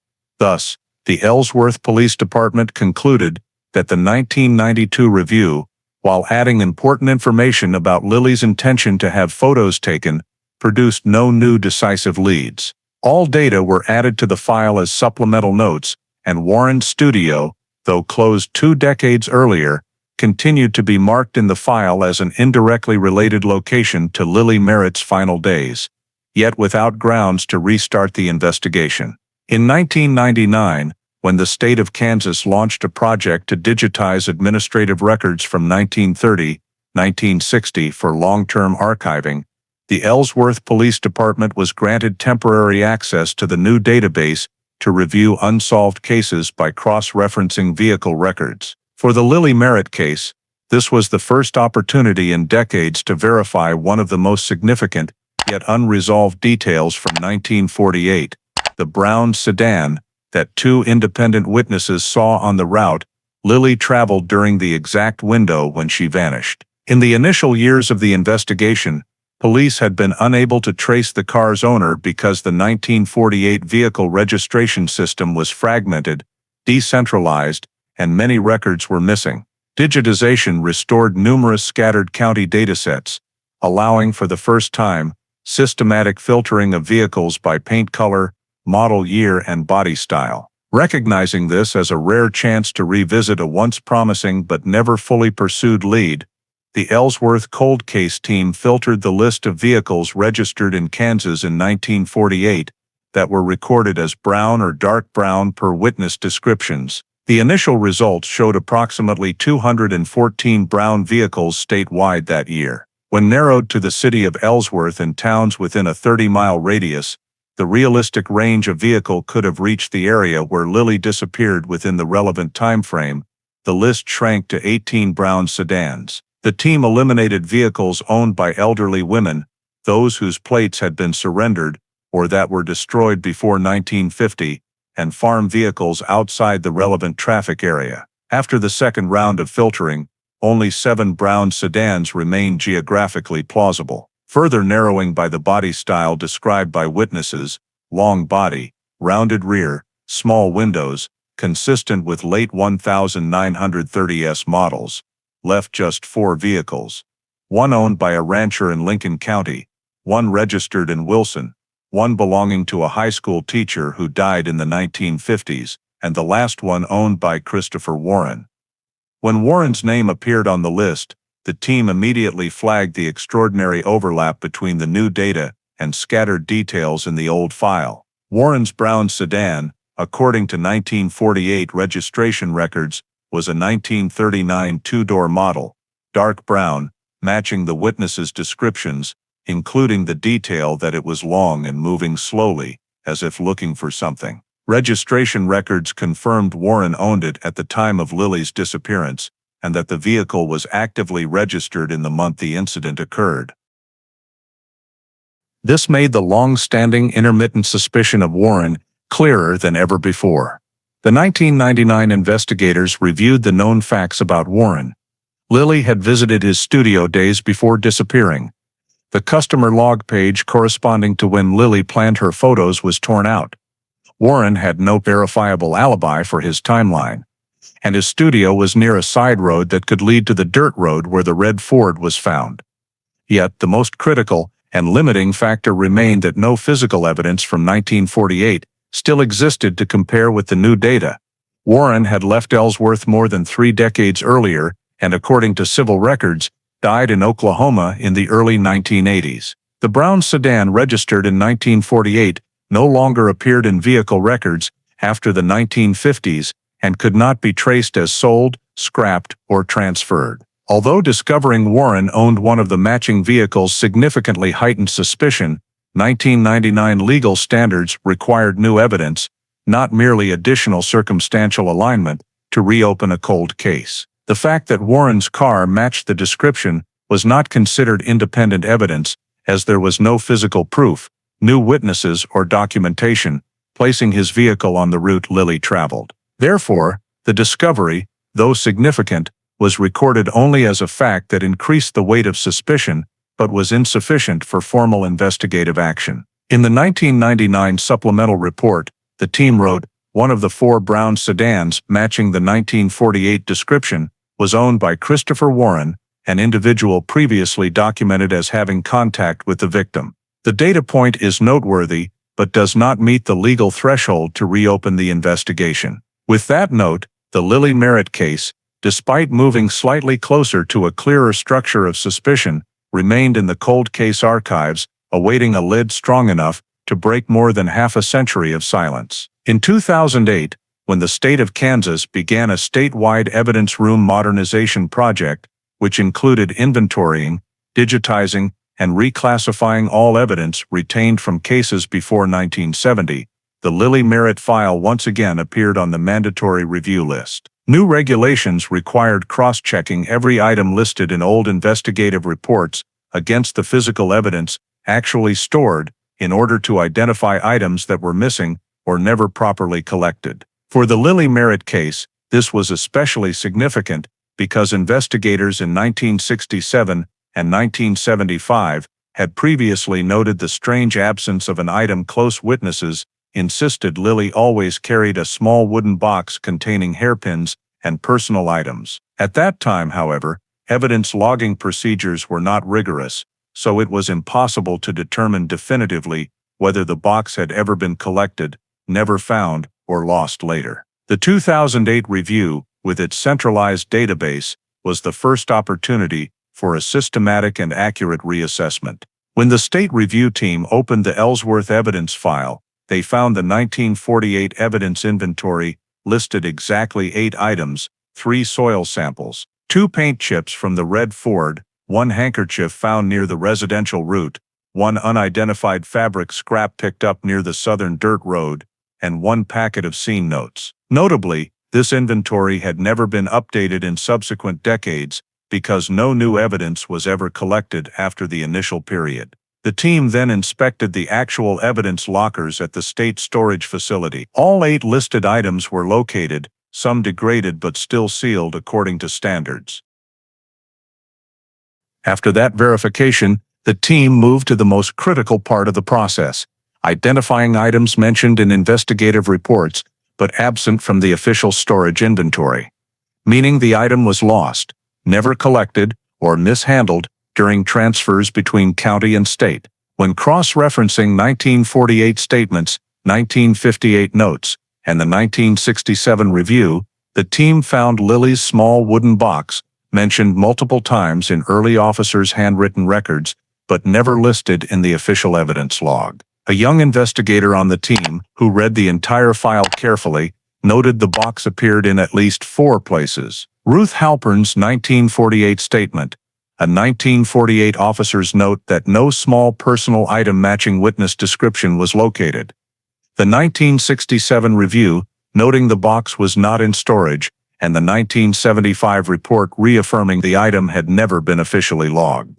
However, because earlier eras lacked clear cross-checking protocols and the evidence storage facility had moved 3 times over half a century, the 2008 team had to search the entire warehouse of thousands of boxes for final confirmation. They checked unlabeled items, faded labels, containers mixed over time, and evidence boxes from unnamed cases. Despite the effort, no item matched the description of the wooden box, small, rectangular, dark brown, with simple carving on the lid. After 3 weeks of continuous searching, the team concluded the wooden box did not exist in either the county or state evidence vaults. Comparing data across decades of reviews, they identified 3 possibilities.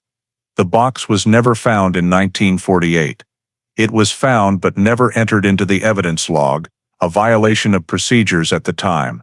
Or it was collected but lost before 1967, when its absence was first officially noted.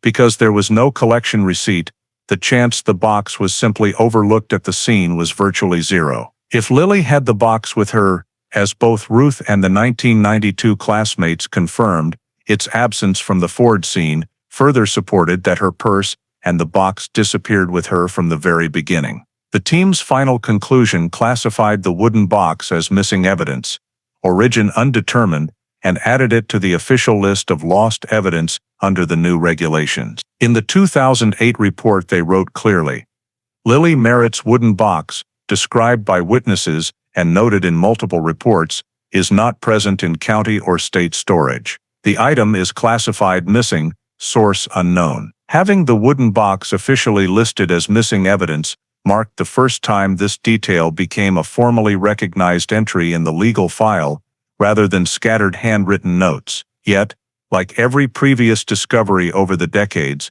confirming the box's absence produced no new leads. It simply reinforced a long-standing mystery: the item Lily always carried, potentially the only physical evidence reflecting her state of mind before vanishing, was gone from the very first hours of the case. Thus, despite the thorough and detailed 2008 report, the disappearance of Lily Merritt advanced not one step closer to an answer. In 2015, when the Kansas Bureau of Investigation announced a program to review unsolved missing persons cases spanning more than 6 decades, the Lily Merritt case was nominated by Ellsworth County as one of the most mysterious and longest-standing incidents ever to occur in the central part of the state. Although previous reviews in 1958, 1967, 1975, 1985, 1992, and 1999 had yielded no new leads, the accumulation of small inconsistencies over many decades. The missing wooden box, the torn page from Warren's ledger, the existence of the brown sedan on the vehicle registration list, and the unexpected consistency among the accounts of her classmates across generations led KBI to select the Lily Merritt disappearance as one of the 3 highest priority cold cases for statewide reinvestigation. This was the first time since 1948 that the case was being examined at the state level rather than remaining solely within the jurisdiction of Ellsworth County. Once the decision was officially made, KBI's first step was to gather every physical record related to the Lily Merritt case. This involved coordination with the Ellsworth Police Department, the State Evidence Repository, and the county courthouse archives to assemble all reports, scene notes, witness statements, remaining physical evidence, maps, photographs, and miscellaneous documents that had been used over the course of nearly 70 years. These files were transported to KBI headquarters in Topeka for complete digitization, ensuring that every document, whether a faded scrap of paper from 1948 or a 1992 interview cassette, was preserved in a secure, easily accessible system compatible with modern analytical technologies. A specialized document restoration team was brought in to treat ink-faded pages, repair torn reports, and scan every sheet to the state's new archival standards. Digitization served not only preservation, but also cross-analysis.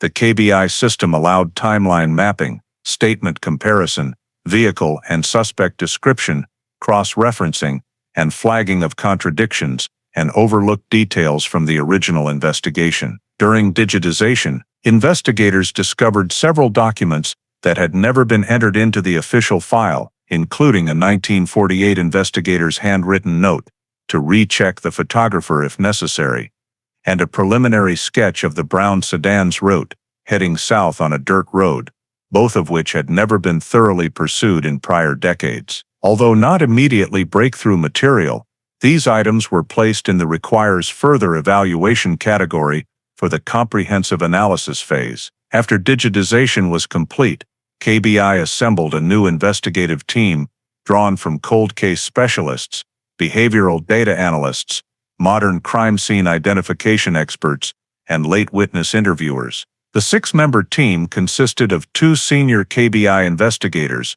1 criminal data analyst, 1 behavioral psychologist, 1 local Ellsworth investigator invited for his knowledge of the terrain and case history, and 1 forensic specialist tasked with re-examining physical evidence using contemporary techniques. Notably, during task assignment, KBI emphasized that the re-investigation of the Lily Merritt case was not merely to tidy up an old file, but to apply every modern forensic, digital, and analytical tool to uncover details that had been obscured by the limited investigative capabilities of 1948. The new team was instructed to treat the case as an entirely fresh investigation, without reliance on old assumptions or prior conclusions, and to regard every witness, location, piece of evidence, or inconsistency, no matter how minor, as potentially opening a new avenue. At the initial team meeting, the lead investigators stressed 3 objectives: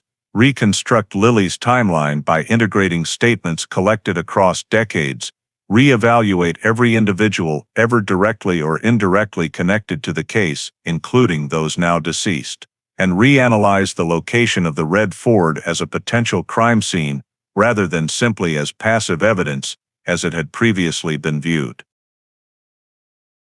FBI also issued subpoenas for civil, medical, employment, vehicle, and financial records of every person who had ever appeared in the file, in order to map complete behavior, movements, and notable events from 1948 to the present, and determine whether any pattern matched criminal behavior or concealment related to Lily Merritt. Additionally, the team was directed to locate surviving witnesses, including Lily's classmates, residents near the Low Woods, and people living along the dirt road route in 1948, for re-interviewing using modern interview techniques to assess memory consistency and the possible emergence of details.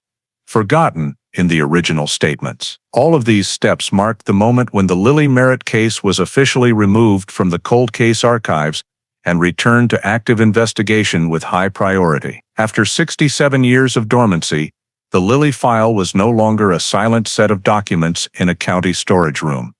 It had become a case KBI believed was solvable thanks to advances in investigative methods, data analysis modeling, and the ability to link scattered information across time. By late 2015, with file consolidation complete and the new team officially formed, the Lily Merritt disappearance formally entered its reopened phase. The first time since the summer of 1948. Questions that seemed to have sunk into oblivion were raised once more.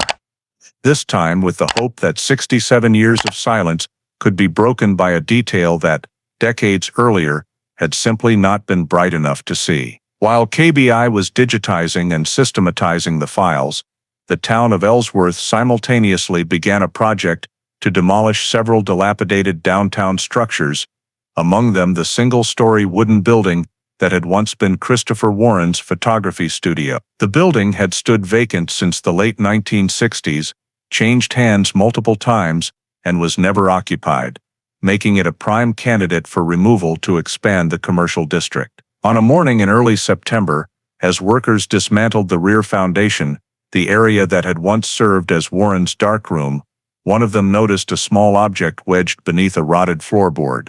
When he pried up the decayed wood with a crowbar, he saw a dark wooden box, thick with dust, roughly the size of a palm, decorated with simple carved leaf patterns on the lid. The foreman curiously picked it up and realized it was not construction debris, but something deliberately placed in a narrow gap between the floor joists, a gap that could not have been reached by accident. As he wiped away the thick dust, the carved patterns became clear, and he immediately recalled a local newspaper article from years earlier that mentioned the Lily Merritt case and a missing wooden box. Unsure, but suspecting relevance, he halted work and contacted the Ellsworth Police Department.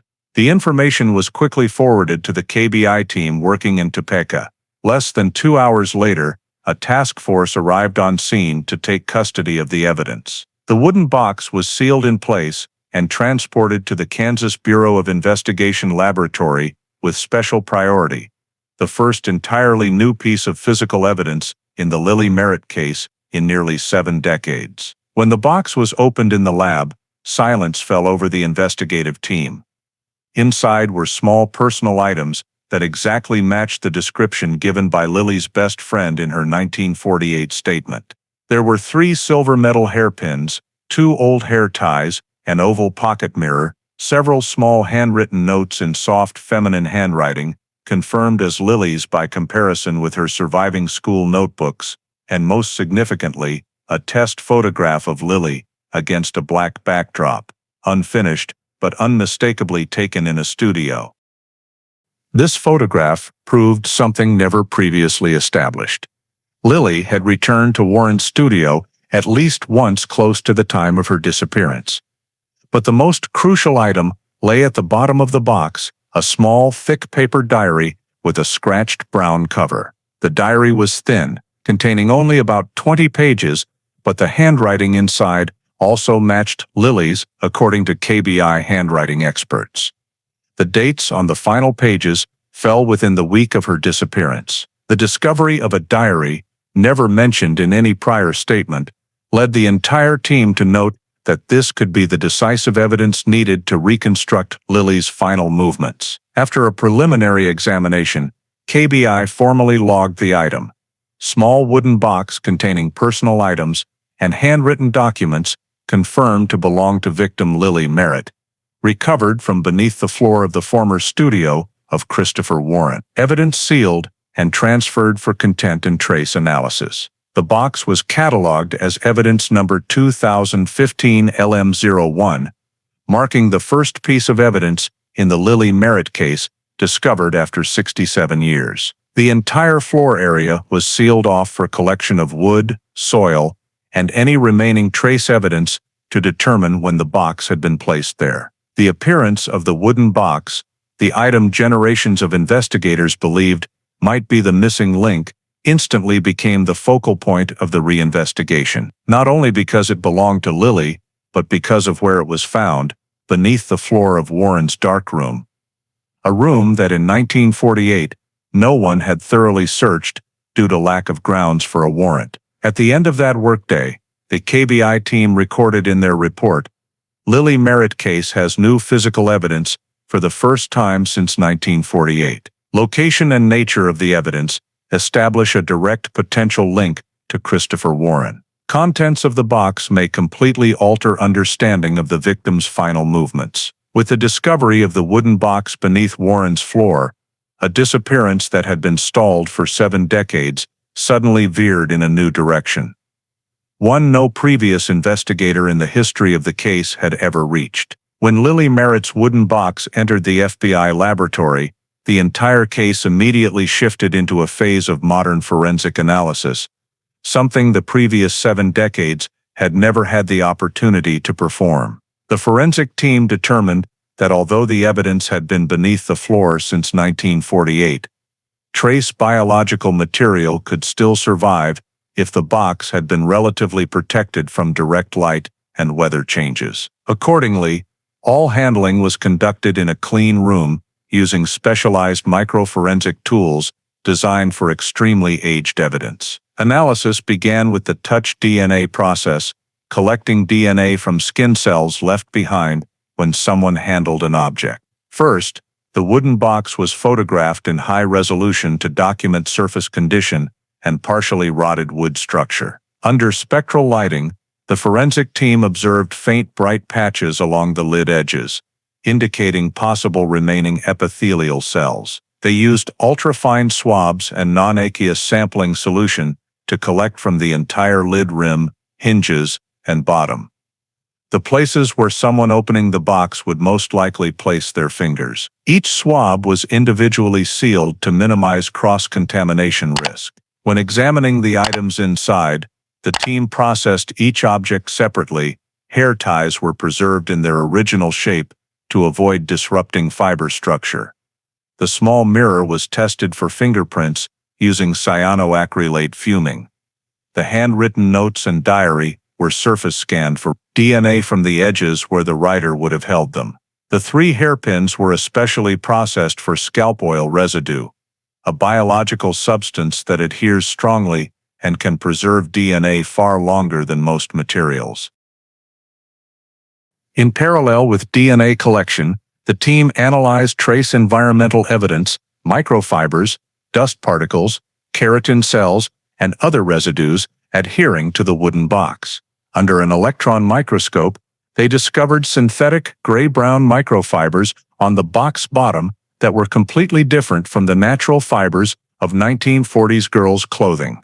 This indicated the box had contact with material not belonging to Lily, most likely clothing or fabric carried by someone else. At the lid edges, the team found 2 distinct epithelial cell types, one matching Lily's DNA, confirmed against a memorial jacket provided by the family, and another belonging to a male. When preliminary results were released, KBI could confirm that the female DNA in the samples matched Lily Merritt's profile almost perfectly, proving she had handled the box shortly before her disappearance. The most critical discovery, however, was the remaining male DNA sample, found at the points where someone other than Lily would most likely have held the box: lid edges, bottom rim, and hinge area. This male DNA did not match any samples in the existing Lily Merritt case archive or any individuals previously cleared between 1948 and 1999.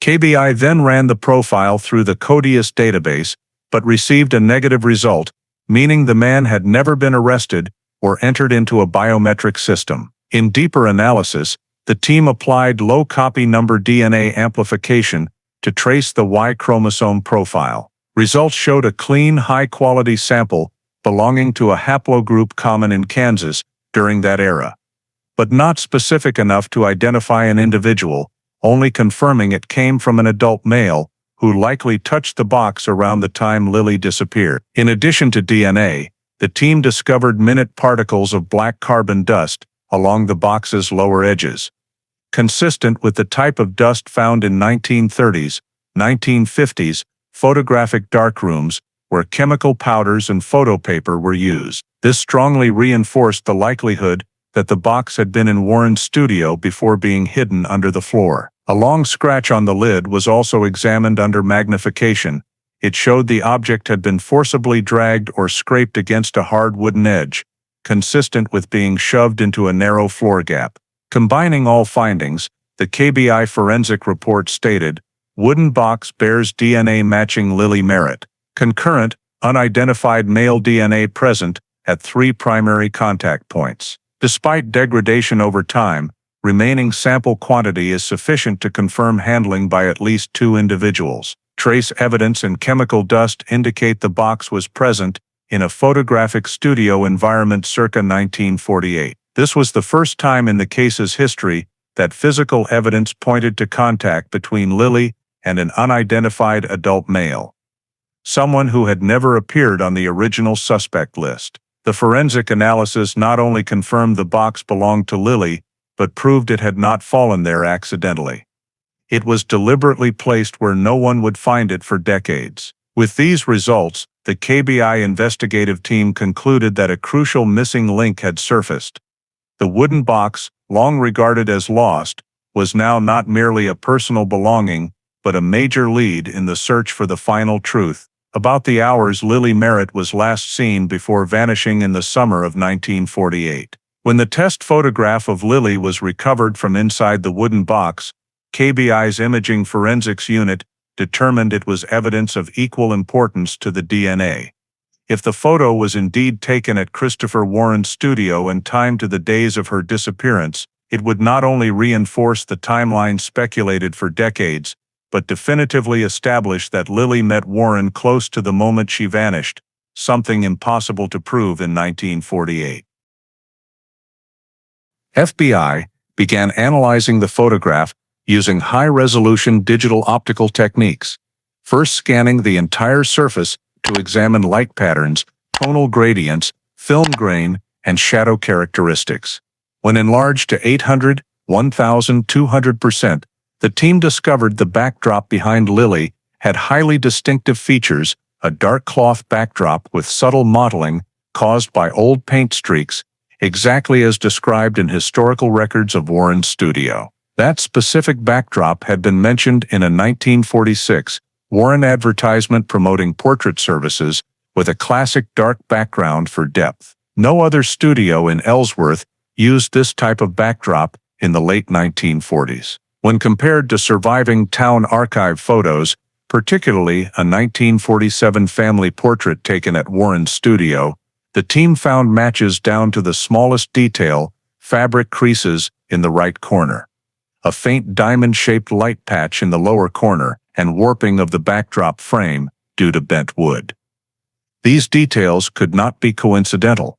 They confirmed the backdrop in Lily's photo was the same one Warren used. Next, the team analyzed the lighting, illumination from the left, soft shadow fall-off, and diffusion consistent with 250W tungsten bulbs, the only type documented at Warren's studio in the late 1940s. Warren's 1947 business tax records listed 2 such bulbs purchased from a Salina photography supply store, and invoices for that exact bulb type produced a characteristic faint halo around the subject, clearly visible along Lily's hairline. Another local studio used magnesium powder flash, which created harsh, flat lighting, nothing like Lily's photo. Beyond backdrop and lighting, the team examined film grain quality. Silver halide grain fragmentation matched the unbranded film Warren sold for test shots, hand-cut from large rolls and finer than retail Kodak film of the era.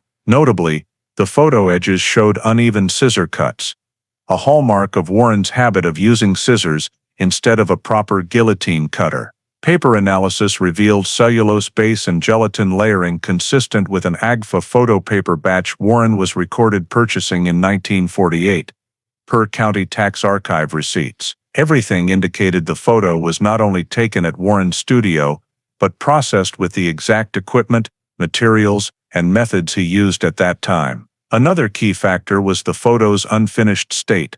Blurred edges on the right side showed it had been pulled from the developing tray prematurely, typical of test shots rather than finished prints. This matched 1992 classmates' statements that Lily intended to try some test shots to choose a style. Combining all analyses, KBI estimated the photo's creation date by examining gelatin silvering, paper edge aging, and darkroom dust particulates characteristic of 1948. Material age results placed creation between May and August 1948, with a maximum 3-month margin of error, precisely the period of Lily's disappearance. Cross-referencing with Ellsworth Beauty School attendance records provided further confirmation that the photo was taken while Lily was enrolled and could not be an older or later image. The final imaging analysis report concluded, photograph of Lily Merritt was taken at the studio of Christopher Warren. Backdrop, lighting structure, film grain characteristics, photo paper material, and development marks all match equipment and processes used by Warren. Image formation falls within the exact period of Lily Merritt's disappearance. For the first time in nearly 70 years, what had previously existed only as rumor and scattered memories that Lily visited Warren's studio immediately before vanishing was proven by clear physical evidence. With this conclusion, the photograph became a pivotal link. It not only confirmed Lily's presence at Warren's studio, but opened the possibility of completely reinterpreting the entire sequence of events that afternoon, in a way no previous investigation had ever seen. While the KBI was analyzing the new physical evidence, a source of information that seemed long forgotten suddenly resurfaced: the deathbed statement of Liza Reed, the most controversial witness in the entire history of the Lily Merritt case. Liza, who had provided a string of false and contradictory information during the first weeks of the 1948 investigation, had spent years in declining health and living in a nursing home in Salina. When KBI investigators reviewed the old witness list to see who was still alive for re-interviewing, they discovered that Liza had died in 2014, just 1 year before the case was reopened. However, according to the nursing home's records, a few weeks before her death, she had asked a nurse to record a conversation during a rare moment of full lucidity, wanting to correct the one last thing that still tormented her. Those notes, entered into her medical file, were immediately obtained by the KBI and added to the analysis. In the nurse's record, Liza said she didn't want to take lies to the grave and had to tell the truth about what she actually saw in 1948. This statement was completely different from the tangled stories of her younger years, when she constantly mixed real and fabricated details and claimed things that were impossible. In the record, Liza admitted that most of her previous testimony was false, or had been exaggerated out of fear, for attention, and because she was mentally threatened by people who thought she knew more than she did. However, she insisted there was one single detail she had never lied about on the afternoon of the day Lily disappeared. Liza saw Lily standing and talking to a man behind the Ellsworth Beauty School, a man whose appearance looked more like Christopher Warren than anyone else. According to the notes, Liza said that on that afternoon, she was walking past the back of the school because she wanted to avoid friends who were at the front entrance, and as she passed the narrow alley, she saw Lily facing a man while the man had his back to her. What caught Liza's attention was not the conversation itself, but the man's posture and the coat he was wearing, a loose 1930s style gray jacket that Warren often wore in the studio, advertising photos posted around downtown. Although she didn't see his face, Liza said she believed it was Warren because of the slightly hunched shoulders and the hair combed over to the left. In 1948, Liza had never mentioned this because she was afraid of Warren, whom she described as having eyes that made people feel uneasy. But when police questioned her after Lily vanished, the pressure caused her to mix real memories with guesses. She made up the story about Lily getting into a truck, invented hearing threats, and fabricated details that sent the investigation in the wrong direction. In her deathbed statement, Liza said, "I lied about almost everything, but I really did see Lily with a man who looked like Warren. That's all there was to it." This forced the KBI to cross-check the late statement against the entire prior case file. Although most of Liza's old testimony had been discredited decades earlier, the one detail she now reaffirmed matched the new physical evidence. The photo of Lily taken at Warren's studio, the torn-out customer ledger page, corresponding exactly to the time of Lily's disappearance, and the unidentified male DNA found on the wooden box. All three pieces of evidence indirectly suggested that Lily had been at the studio shortly before she vanished. Now, Liza's deathbed statement, limited and observational only, became a piece that fit with what the KBI was already comparing. Still, the KBI did not treat this statement as standalone evidence. They classified it in the category of late corroborative witness, meaning it could be used to support other data, but could not stand on its own. Liza had given a lot of false information in the past, and her health condition at the end of life meant memory could have been affected. But the fact that she voluntarily discarded all her previous false stories and retained only one consistent detail, one she had never previously mentioned, made this statement worth including in the reinvestigation file. Additionally, the investigators closely examined Liza's phrasing that the man looked more like Warren than anyone else. A cautious formulation, not absolute, yet not vague.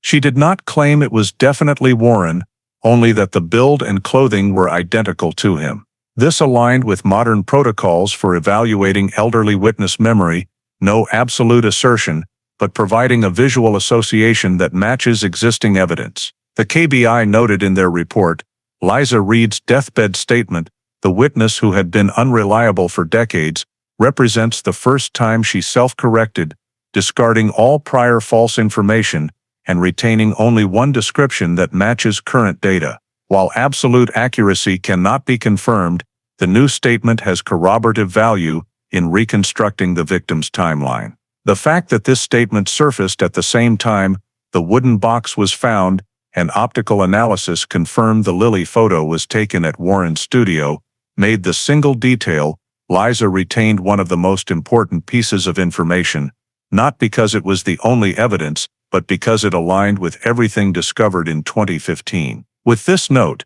the KBI team moved into the comprehensive evidence evaluation phase. For the first time in 7 decades, the Lily Merritt disappearance had enough data to reconstruct her final hours. When all the new evidence was entered into the system at the end of 2015, the KBI's next task was to re-examine Christopher Warren's complete 1948 timeline. The photographer who had once been considered a potential suspect but was never charged against the chain of new physical evidence from the wooden box, the unfinished photo, and Liza Reed's deathbed statement. In the original 1948 investigation, Warren stated that he had met Lily Merritt only once, a few days before her disappearance, when she stopped by the studio to ask about portrait prices. According to him, Lily then left, did not book an appointment, and never returned. He also insisted that on the day Lily vanished, he was home alone in his darkroom developing film for a personal project and had no contact with anyone. That statement was recorded but never cross-verified because at the time, there was no particular reason to suspect him beyond the fact that he was one of the last people known to have spoken with Lily. When the new evidence emerged in 2015, the KBI immediately pulled Warren's 1948 statement for analysis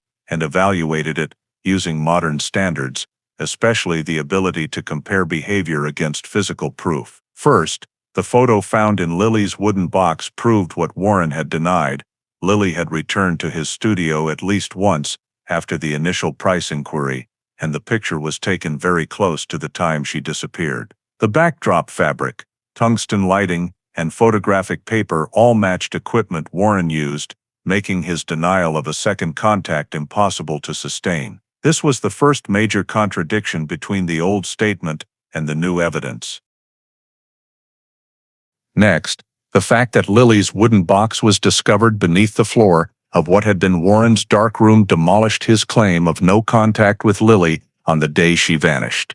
There was no reasonable explanation for why Lily's ever-present personal box would end up under the darkroom floor unless there had been contact after the initial price visit. Moreover, The box was hidden in a narrow wooden cavity that it could not have fallen into accidentally. That could only have happened if someone deliberately placed it there, and that person had to have access to the dark room, which only Warren did. The KBI noted that hiding evidence is one of the key behavioral indicators in disappearance or violent crime cases from that era. The DNA analysis from the box also had a strong impact on the comparison. In addition to DNA matching Lily, there was male DNA present, a profile that had never appeared in any prior case records. When the KBI compared the YSTAR profile to DNA samples obtained from Warren's relatives, there was no direct match, but that did not rule out the possibility that the sample belonged to him. This further motivated the KBI to reconstruct Warren's timeline using whatever clues remained. Additionally, the 1975 report about the torn-out customer ledger page during the old studio search now became critical evidence. Warren had stated in 1948 that he had no appointments with Lily and never wrote her name in the ledger. But the fact that the entire page for the month of Lily's disappearance had been torn out and no other pages in the book were damaged led the KBI to conclude this was deliberate evidence removal, not natural wear or accident. When combined with the photo of Lily taken at the studio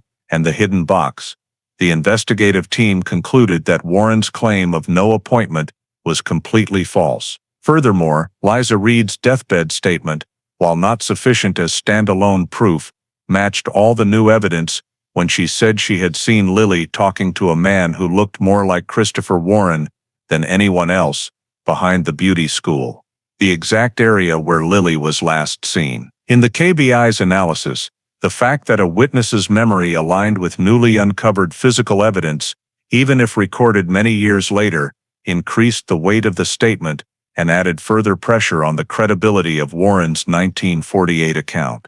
The KBI continued cross-checking Warren's timeline by reviewing tax records, photographic supply invoices, and county archive data. They found that during the week Lily disappeared, Warren had ordered additional photographic paper and developing chemicals, significant because Warren had told police in 1948 that he was not working during that period due to lack of customers and family obligations. Purchasing supplies in the exact week Lily vanished directly contradicted his statement to police. Town records also showed that Warren left his home twice on the afternoon of the day Lily disappeared, something he never mentioned in 1948. Although there was no note of where he went, this inconsistency added another serious contradiction to his original statement. By the end of the comparison process, the KBI concluded that Warren's 1948 timeline contained multiple falsehoods or deliberate distortions. He denied meeting Lily a second time, yet the photo proved the opposite. He denied any contact after the Price inquiry, yet Lily's box appeared in his dark room. He said he was not working during that period, yet supply invoices showed studio activity during the exact time Lily vanished. He claimed no appointments were recorded, yet the ledger had a page torn out precisely when Lily likely returned. These contradictions led the KBI to formally record that Christopher Warren's 1948 statement was no longer credible and contained serious inconsistencies with physical evidence. For the first time in the case's history, an investigative agency determined that Warren's statement was not merely incorrect, but distorted in a way that could conceal something related to Lily Merritt's disappearance. Having concluded that Christopher Warren's 1948 statement contained numerous serious falsehoods, the KBI decided to take the next step, a historical crime scene search of what remained of Warren's old studio. Even though the building had been partially demolished during removal. Because Lily's wooden box had been found beneath the floor, the site became a high-value investigative location and was sealed immediately after the evidence was transferred to the KBI. In the following week, the forensic field team, working with structural survey specialists, excavated the remaining foundation, including wooden beams, fallen plaster, wall fragments, and the dark room floor where Warren once processed film. They began by reconstructing the floor plan, using the original 1939 construction drawings still on file with the town and photographs of the studio before it closed. This allowed precise identification of the dark room, shooting room, reception area, and rear exit that Liza Reed had mentioned in her deathbed statement. While removing the remaining darkroom floorboards, the forensic team used magnetic scanners and metal detectors to locate objects trapped in crevices or covered by rotted wood. Just hours later, they recovered a folded piece of heavy cardstock wedged in a wall gap behind the room, a spot that would have been nearly impossible to see even when the studio was intact. When unfolded, the team realized it was not random trash. It was a section of the old customer ledger with a jagged, torn edge that perfectly matched the missing page documented in 1975. The torn fragment was no longer complete, but the remaining portion contained several markings in faded blue ink. Despite the handwriting having blurred over time, the KBI could read 3 lines on the left margin. A handwritten capital L, with a curve identical to Lily's diary handwriting, and next to it the quick-scrawled initials LM, the same way Warren abbreviated client names instead of writing them in full. Below the initials were the numbers 748, consistent with Warren's month-year notation on surviving ledger pages. When the torn piece was compared to intact 1947 and 1949 pages from the same ledger, the analysis team confirmed that abbreviating clients by the first 2 letters of their names, plus month and year of the shoot, was exactly Warren's recording style. This showed that the missing page had once contained an appointment or note for a client abbreviated LM, initials that matched Lily Merritt. It was the first physical proof that Lily's name had appeared in the ledger, directly contradicting Warren's 1948 claim that there was never any appointment. In addition to the ledger fragment, the forensic team discovered an old tin box buried under broken bricks right next to the darkroom wall footing. The tin contained several items related to 1948 studio activity, undeveloped negative scraps, 2 invoices for test portraits with no client name, and a lighting test card marked CW, Christopher Warren's initials. Most significant inside the tin was a strip of 35 mm film folded multiple times, but still readable under magnification. Preliminary analysis showed faint frames with the familiar dark backdrop of the studio. Several frames captured the edge of long loose hair fiber structure consistent with Lily's hair color from the 1948 records. Although the heavy damage prevented facial identification, the fact that these film scraps were hidden together in the tin indicated they held specific meaning for Warren, most likely test shots. He did not want left in the main darkroom area. While excavating the remaining reception area, the KBI found a small scrap of paper stuck beneath a wooden cabinet leg. It was not part of the ledger, but contained hurried handwriting that read, "Reminder Friday, hair down, dark backdrop." The note matched standard preparation reminders for a shoot. The Friday timing aligned with the day Lily was last seen at the end of that week. All recovered items were sealed, photographed, and entered into the 2015 evidence vault. The ledger fragment, tin box, damaged negatives, and reminder note. In their report, the KBI recorded that this was the first time additional evidence from Warren's studio had been located. Evidence previous searches could not access because the studio had never been fully excavated. In particular, the ledger fragment bearing LM became critical proof that Warren had recorded something related to Lily and that the past page tearing had been deliberate, not accidental. The KBI wrote in the final excavation report, Warren's former studio contained evidence consistent with his activity during the month of the victim's disappearance. The appearance of the LM code on the torn ledger fragment confirms the victim's name was once entered in Warren's appointment book. The evidence aligns with new findings, demonstrating that Warren's 1948 statement did not reflect the truth. The studio, once just a vague location in old files, had now become the direct link between distorted testimony, hidden evidence, and the final hours of Lily Merritt's journey. When the physical evidence from Christopher Warren's old studio was sufficient to prove he had contact with Lily Merritt at a time very close to the day she vanished, the next step for the KBI was to reconstruct the route Warren could have used to take Lily out of downtown Ellsworth. Their goal was not to immediately establish guilt, but to determine whether Warren had the time, the means, and the geographic conditions to appear at the location where Lily's red Ford was abandoned near Canopolis Lake. This was a question that could not be answered in 1948, when the data was too thin and many details were insufficient to build a complete chain of movement. Using digitized 1948 maps, the KBI recreated the road system of that era, which consisted of 3 main routes. The route from Warren's studio to Douglas Avenue.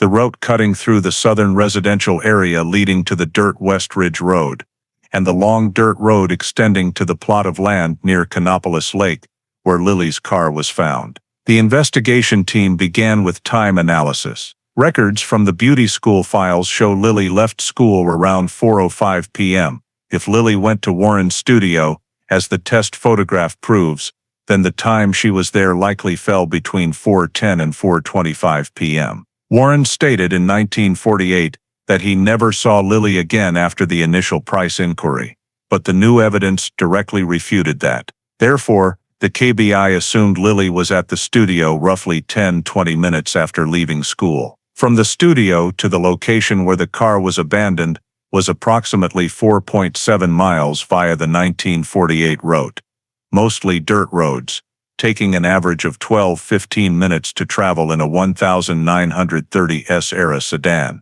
especially when the dirt roads were soft after light rain. The exact weather conditions on the day Lily disappeared, according to the 1948 reports. This meant that if Lily left the studio with Warren, whether willingly or by force, her car could absolutely have reached the discovered location before 5 p.m., which aligned with the time her family began calling and received no answer.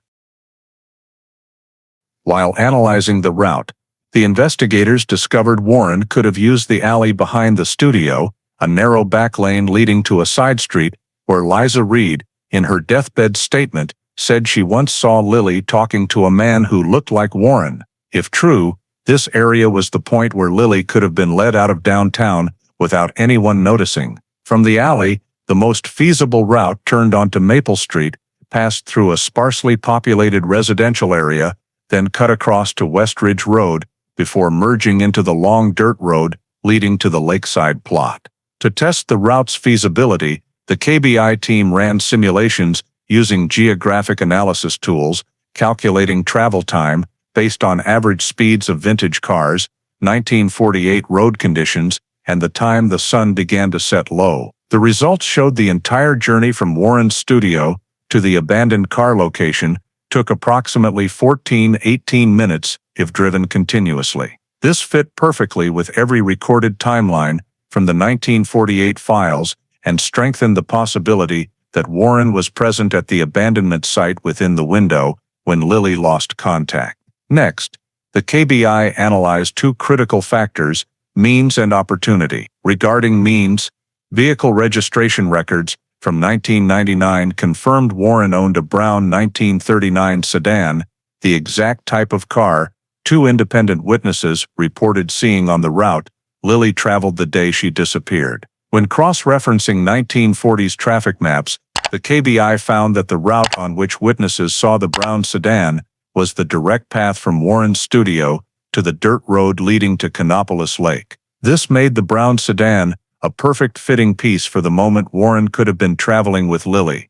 Regarding opportunity, the KBI examined Warren's schedule based on tax records, receipts, and internal notes found in the studio. Receipts for photographic paper and developing chemicals purchased during the week Lily vanished showed Warren was active in the studio at the exact time he claimed he wasn't working. In particular, one receipt dated the 10th, the very day Lily disappeared, confirmed Warren never left Ellsworth that day, ruling out any possibility he had appointments elsewhere and proving he had ample time to follow the simulated route. The KBI also analyzed the location where Lily's red Ford was abandoned. When comparing the 1948 map with old crime scene photos, they noted the car was stopped at the intersection of 2 dirt roads, a secluded low-traffic area that was outside Lily's usual routes. Through analysis, the KBI determined that if Lily had driven herself there, she would have had to turn left off Douglas Avenue,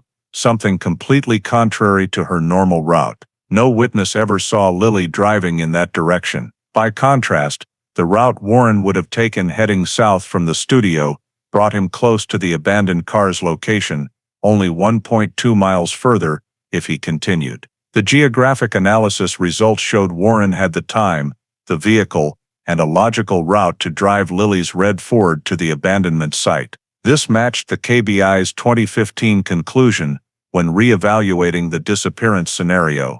The most plausible explanation was not that Lily drove herself there, but that someone else did. Comparing all timelines, routes, travel speeds, and locations documented in the files, the KBI wrote in the Route Reconstruction Phase report, Christopher Warren had sufficient time, means, and geographic advantage to be present at the location where Lily Merritt's red Ford was abandoned within the time frame of her disappearance. His simulated movement aligns with all data collected from 1948 to 2015. For the first time in nearly 7 decades, a logical travel route, based on real evidence rather than speculation, was reconstructed, placing Warren at the center of Lily Merritt's final journey.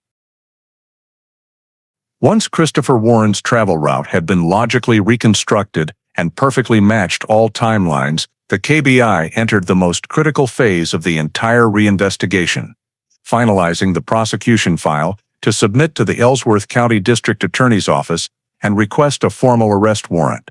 This was a step that had never occurred during the 70 years the case remained a cold case. To achieve this, the KBI had to compile all the scattered evidence gathered over decades into a single cohesive file with legal connectivity that met the standard for opening prosecution on a crime from 1948. First, the KBI placed the wooden box, the centerpiece of the 2015 investigation phase, at the top of the physical evidence list. The box was not only confirmed to belong to Lily Merritt, but also contained her DNA at multiple contact points, along with unidentified male DNA, a sample that did not appear in any records related to individuals questioned in 1948. More importantly, the box was found beneath the darkroom floor of Warren's studio, in a narrow floor gap where it could not have fallen accidentally. This was the first physical evidence showing an item belonging to Lily had appeared in a space completely controlled by Warren. Next, the KBI included Lily's test photograph in the photographic evidence category. Optical analysis by experts confirmed the backdrop, tungsten lighting, and photo paper all matched equipment used at Warren's studio in 1948. The estimated date the photo was taken, sometime between May and August 1948, coincided with the period of Lily's disappearance, completely debunking Warren's claim that Lily never returned to the studio after the initial price inquiry. The photo, which had been kept undeveloped, became direct proof that Lily was inside the studio on the day or days immediately before she vanished. The KBI also added the torn customer log page to the list of key evidence. Paper, ink, and comparison analysis with remaining pages in the logbook showed the fragment was torn from the exact section corresponding to the month Lily disappeared.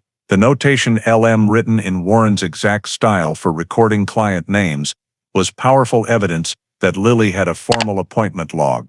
Warren claimed there was no appointment, but the torn page removed from the customer log proved the opposite. He had deliberately erased information related to Lily. This was critical behavioral evidence showing intent to conceal. On the witness data front, the KBI placed Leza Reed's deathbed statement under supporting witness, noting that most of her earlier statements were no longer considered, but the single detail she consistently maintained, seeing Lily talking to a man who looked like Warren behind the school, matched the existing physical evidence and reinforced Warren's presence during the time Lily left the beauty school. This late statement was not standalone evidence, but it was a corroborating factor that fit the entire forensic chain. The KBI further added Warren's reconstructed travel route to the file, detailing the time frame from 4 p.m. to 5 o'clock p.m., the window when Lily lost contact.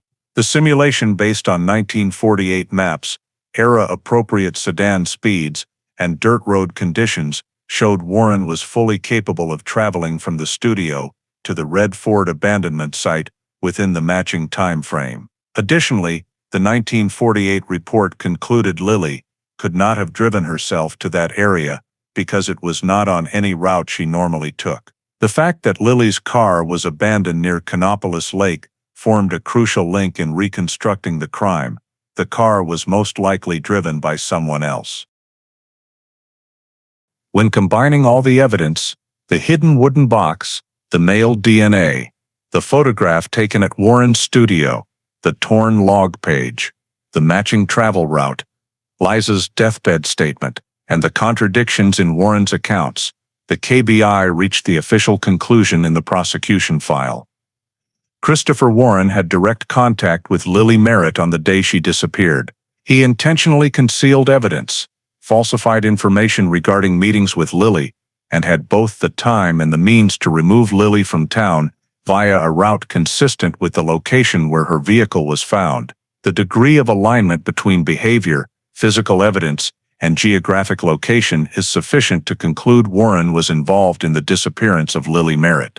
This charging document was formatted to the requirements of the Ellsworth County District Attorney's Office and included forensic reports, route diagrams, statement analyses, studio crime scene photos, and all physical evidence. Once completed, the entire file was deemed sufficient to request an arrest warrant, despite the fact that the suspect had been deceased for many decades in most people's minds. Under Kansas law, an arrest warrant can still be requested in cold cases to establish criminal responsibility and provide legal closure. At this point, the KBI had reached a step no one in the previous 70 years had managed.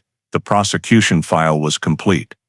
And for the first time since 1948, Christopher Warren's name appeared under the heading official suspect, with enough evidence to present to the county court for a cold case arrest warrant. When the Ellsworth County District Attorney's Office reviewed the entire prosecution file submitted by the KBI and formally approved the request, an arrest warrant was signed in late November 2015 for Christopher Warren, then 87 years old, and living in a private nursing facility in Hutchinson. The fact that Warren was still alive at nearly 90 was something the younger investigators on the team could hardly believe when cross-checking civil records, because for decades he had virtually vanished from public view. However, Kansas residency records showed he moved to Wichita in 1969, lived there briefly, then relocated to Hutchinson, where he lived quietly for over 40 years under his full name, but with very little outside contact.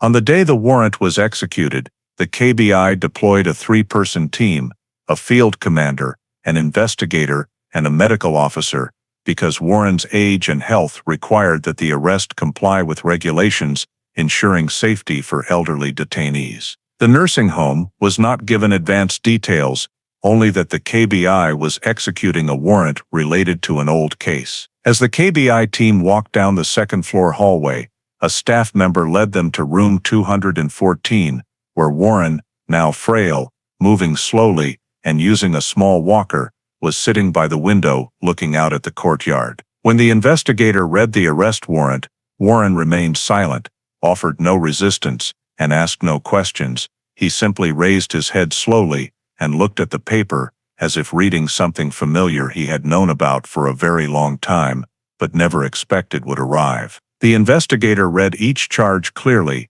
You, Christopher Allen Warren, are under arrest by order of the Ellsworth County Court for offenses related to the 1948 disappearance of Lily Merritt, including obstruction of investigation, destruction, or concealment of evidence, providing false statements, and conduct related to removing the victim from the town area. Warren did not say, "I'm innocent," and did not ask why now.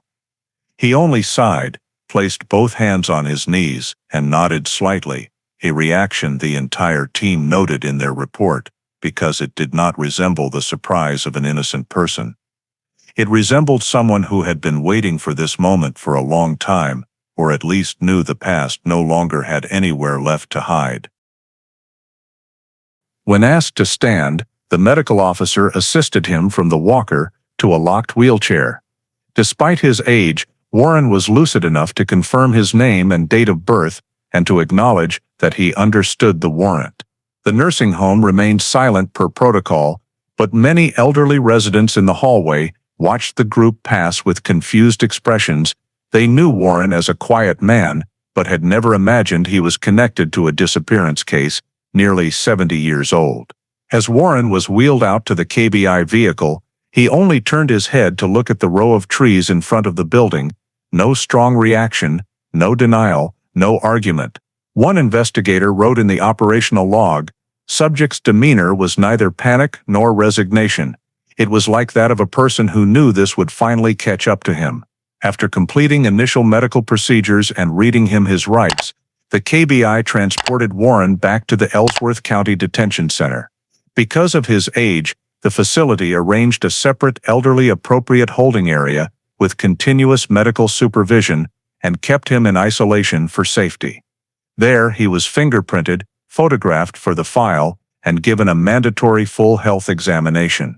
The KBI also collected a DNA sample under standard procedure to compare with the unidentified male DNA recovered from Lily's wooden box, an essential step to determine whether that sample belonged directly to Warren or to someone else who had used the darkroom. In the report sent to the district attorney's office, the KBI wrote, "Subject Warren was taken into custody without resistance, health stable, mentally alert, rights advised and intake procedures completed."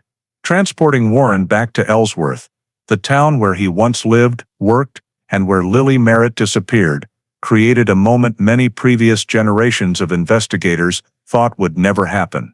A suspect in a 67-year-old case was finally placed in a cell awaiting trial. Throughout the drive from Hutchinson to Ellsworth, the investigator in the front seat noted that Warren watched the passing scenery for a long time, then closed his eyes and asked no questions. It was not defiance. It was the long silence of someone who understood that everything hidden beneath dark room floors, behind torn log pages, inside abandoned negatives, was no longer in the dark. At the conclusion of this phase, the KBI officially recorded in the file, date warrant executed, completed. Suspect Christopher Warren transported to Ellsworth County for detention pending initial hearing. This was the step the case had never reached in 67 years. For the first time, a suspect was lawfully arrested in the disappearance of Lily Merritt. The 2015 trial took place in the main courtroom of the Ellsworth County Courthouse, the first time in nearly 7 decades that prosecutors systematically presented the entire chain of investigation that had led to the arrest of Christopher Warren. The prosecution began by reconstructing the context of 1948, clearly stating the limitations of the investigation at that time, then quickly moved to the discoveries made in 2015, evidence that no previous generation of investigators had possessed. They presented the wooden box found beneath the darkroom floor of Warren's studio. DNA analysis showed traces of contact from Lily and an unidentified male DNA sample, while emphasizing that the hiding place of the box could not possibly be explained by coincidence. Next, the prosecution displayed Lily's test photograph on the large screen, a dark backdrop with its distinctive wrinkles, tungsten lighting, and photographic paper that exactly matched the equipment Warren used in his studio in 1948. Through optical analysis results, the prosecution asserted that this was direct evidence proving Lily had been present at the studio at a time very close to her disappearance. The prosecution also showed the torn page from the client logbook, marked LM with a note for July 1948, indicating that Warren had once scheduled something related to Lily, but had deliberately removed that page from the book. The travel route report was projected next. A 1948 map, a simulation of the dirt roads, the speed of Warren's 1939 brown sedan, and a travel time of only 18 minutes from the studio to the location where Lily's red Ford was abandoned. The prosecution concluded that this was the most logical route, perfectly matching the timeline when Lily lost contact and consistent with the statements of 2 witnesses who had seen a brown sedan, the exact type Warren owned, on that very route. The deathbed statement of Liza Reed was introduced by the prosecution as supporting evidence, Liza admitted that most of her earlier information had been incorrect, but insisted on one detail alone. She had seen Lily talking to a man who looked most like Warren behind the beauty school, exactly where Lily was last seen. The prosecution stressed that this statement by itself was not enough to convict, but when placed alongside the hidden wooden box, the undeveloped photograph, the torn logbook page, and the travel route, it became a fitting piece in a seamless logical chain. When everything was combined, the prosecution told the jury that Warren had a clear motive to conceal, demonstrated by tearing out the client log page, hiding evidence under the floor, and lying about never meeting Lily. They emphasized that in classic missing person cases, a consistent pattern of concealment behavior carries the same weight as direct evidence. Faced with that powerful argument, the defense focused on the only weakness they had left to grasp, the absence of a body. They argued that although the chain of evidence showed Warren met Lily, there was no proof whatsoever that Warren harmed her or caused her death. They pointed out that the male DNA in the box did not match Warren's sample, which Warren had provided upon arrest, and stressed that not a single piece of physical evidence proved Warren ever touched the box. They also argued that the wooden box could have been brought to the studio earlier and fallen into the floor gap back in 1948 without any intervention from Warren. However, the prosecution quickly countered, the dark room was a completely sealed space under Warren's sole control, and the floor structure made it impossible for the box to fall accidentally. The prosecution further explained that the unidentified male DNA was not exculpatory for Warren. Rather, it indicated at least two individuals besides Lily had handled the box, one of whom could be Warren, whose DNA trace may have degraded over time, or it could belong to a witness or secondary person never considered in the 1948 files. Finally, the defense tried to emphasize that the lack of a body left the case without legal foundation. But the prosecution delivered a compelling rebuttal: no body does not mean no crime. When physical evidence, concealment behavior, contradictory statements, and geographic data all converge on a single individual, the absence of a body is merely the final empty space in an otherwise complete story. Before the jury, the prosecution recapped the entire chain of evidence as interlocking links. Lily left the beauty school appeared at Warren's studio, the photograph as proof. The wooden box containing her diary was taken and hidden beneath the darkroom floor. The torn logbook page, the travel route matching the abandoned car location.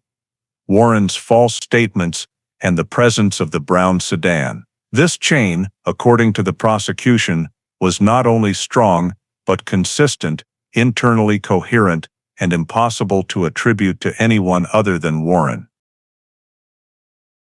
The trial concluded its prosecution and defense presentations in an atmosphere thick with tension. For the first time since 1948, Lily Merritt's story was told completely through evidence rather than speculation, and for the first time Christopher Warren had to face the law to answer for the final hours in the journey of a young woman who vanished from the town of Ellsworth nearly 7 decades earlier. After the jury deliberated for nearly 9 continuous hours, the Ellsworth County courtroom entered the final moment of a case that had lasted longer than any other civil or criminal file in the town's history. When the judge asked for the verdict to be read, almost all sound in the room vanished. The result was announced briefly but decisively. Christopher Allen Warren was found guilty of first-degree kidnapping and of concealing the disappearance of Lily Merritt. Based on the chain of physical evidence, concealment behavior, inconsistencies in statements, and the geographic, temporal data the prosecution had presented throughout the trial. Although the court could not conclude lethal conduct due to the absence of a body, the act of removing Lily from a safe area, depriving her of liberty, transporting her along an isolated route, and hiding related evidence was sufficient to constitute kidnapping under Kansas law. Additionally, the deliberate acts of tearing out the client log page, hiding the wooden box beneath the darkroom floor, and providing false statements during the 1948 investigation resulted in an additional conviction for obstruction of justice, a factor that increased the severity of the sentence. When pronouncing the sentence, the judge emphasized that although the defendant was elderly, the law still had a duty to establish and declare the truth, especially in a case the Ellsworth community had carried like an unhealed wound for nearly 7 decades. Because Warren was 87 years old, and in failing health, the sentence imposed a largely symbolic minimum term of incarceration, but one sufficient to record in the legal archives that he bore criminal responsibility for Lily Merritt's disappearance. As police led Warren from the courtroom, older residents who had lived through 1948 could not hide their shock. A story they thought was buried in collective memory had now been laid bare by evidence, no longer mere rumor or old newspaper clippings. Immediately after the verdict, the KBI and the county prosecutor's office held an official press conference, not to celebrate a legal victory, but to summarize the 67-year journey of a case once deemed unsolvable. At the conference, the KBI outlined the 3 main phases of the investigation. The 1948 phase, with severe limitations of traditional investigative methods, lack of forensic technology, and errors that diverted attention from critical facts, such as the brown sedan, Warren's suspicious behavior, and personal items that were never collected.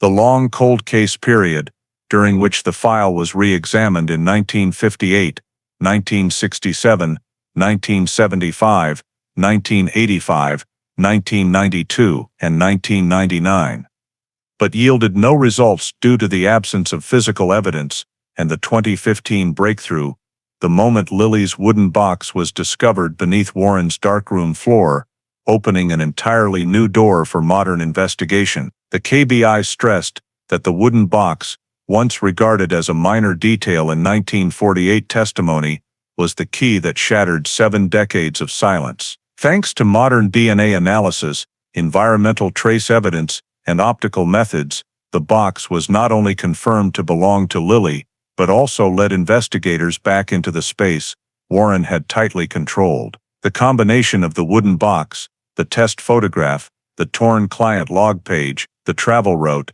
and Liza Reed's deathbed statement formed an evidentiary chain that previous generations of investigators could not grasp, a chain proving Lily had been with Warren during her final hours before vanishing.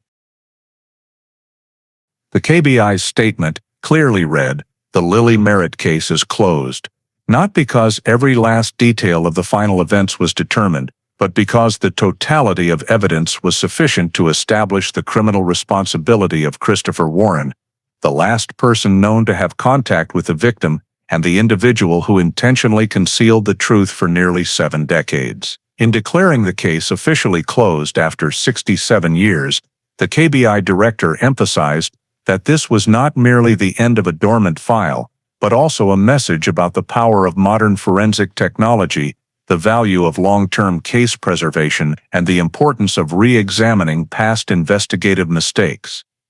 Finally, in the court's concluding remarks, the judge wrote a line that silenced many in the room: "The truth was never lost.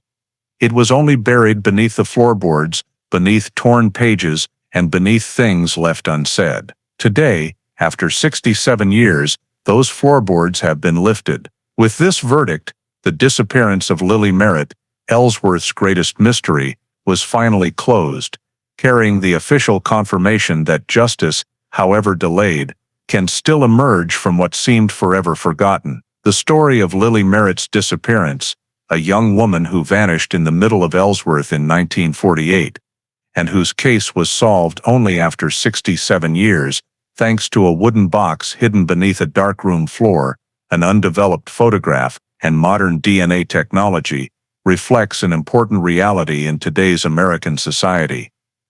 Justice can arrive late, but it requires persistence, transparency, and a legal system willing to correct its errors. In this case, 3 factors caused the truth to remain buried for decades: societal bias, a superficial investigation, and the all-too-easy dismissal of small details. When police overlooked the brown sedan, the vague but valuable witness statements, and the mysterious disappearance of the wooden box Lily had with her, they lost a critical opportunity to solve the case from the start. Today, the United States still faces cases that go wrong or drag on because of overburdened investigative agencies, public pressure, or failure to listen to marginalized voices. Lily's story reminds us that small details, a torn page from a logbook, an item no one mentioned, or the testimony of someone deemed unreliable, can sometimes be the very key to the truth. In the modern context, this applies not only to law enforcement, but to every individual. Never ignore something unusual, never dismiss intuition, and trust that small actions can save a life. At the same time, Lily's story serves as a warning about the importance of data preservation and the application of technology. Without DNA, optical analysis, or digitized records, the truth would have remained buried forever with the rotting floorboards of the studio. In a vast country like the United States, where communities can easily become separated by time and distance, this story underscores that justice is not only an outcome, it is society's long-term commitment to never abandon victims, to never overlook mistakes, and to never let the passage of time become a reason to stop searching for the truth. Thank you for joining us on this 67-year journey to uncover the truth about Lily Merritt's disappearance.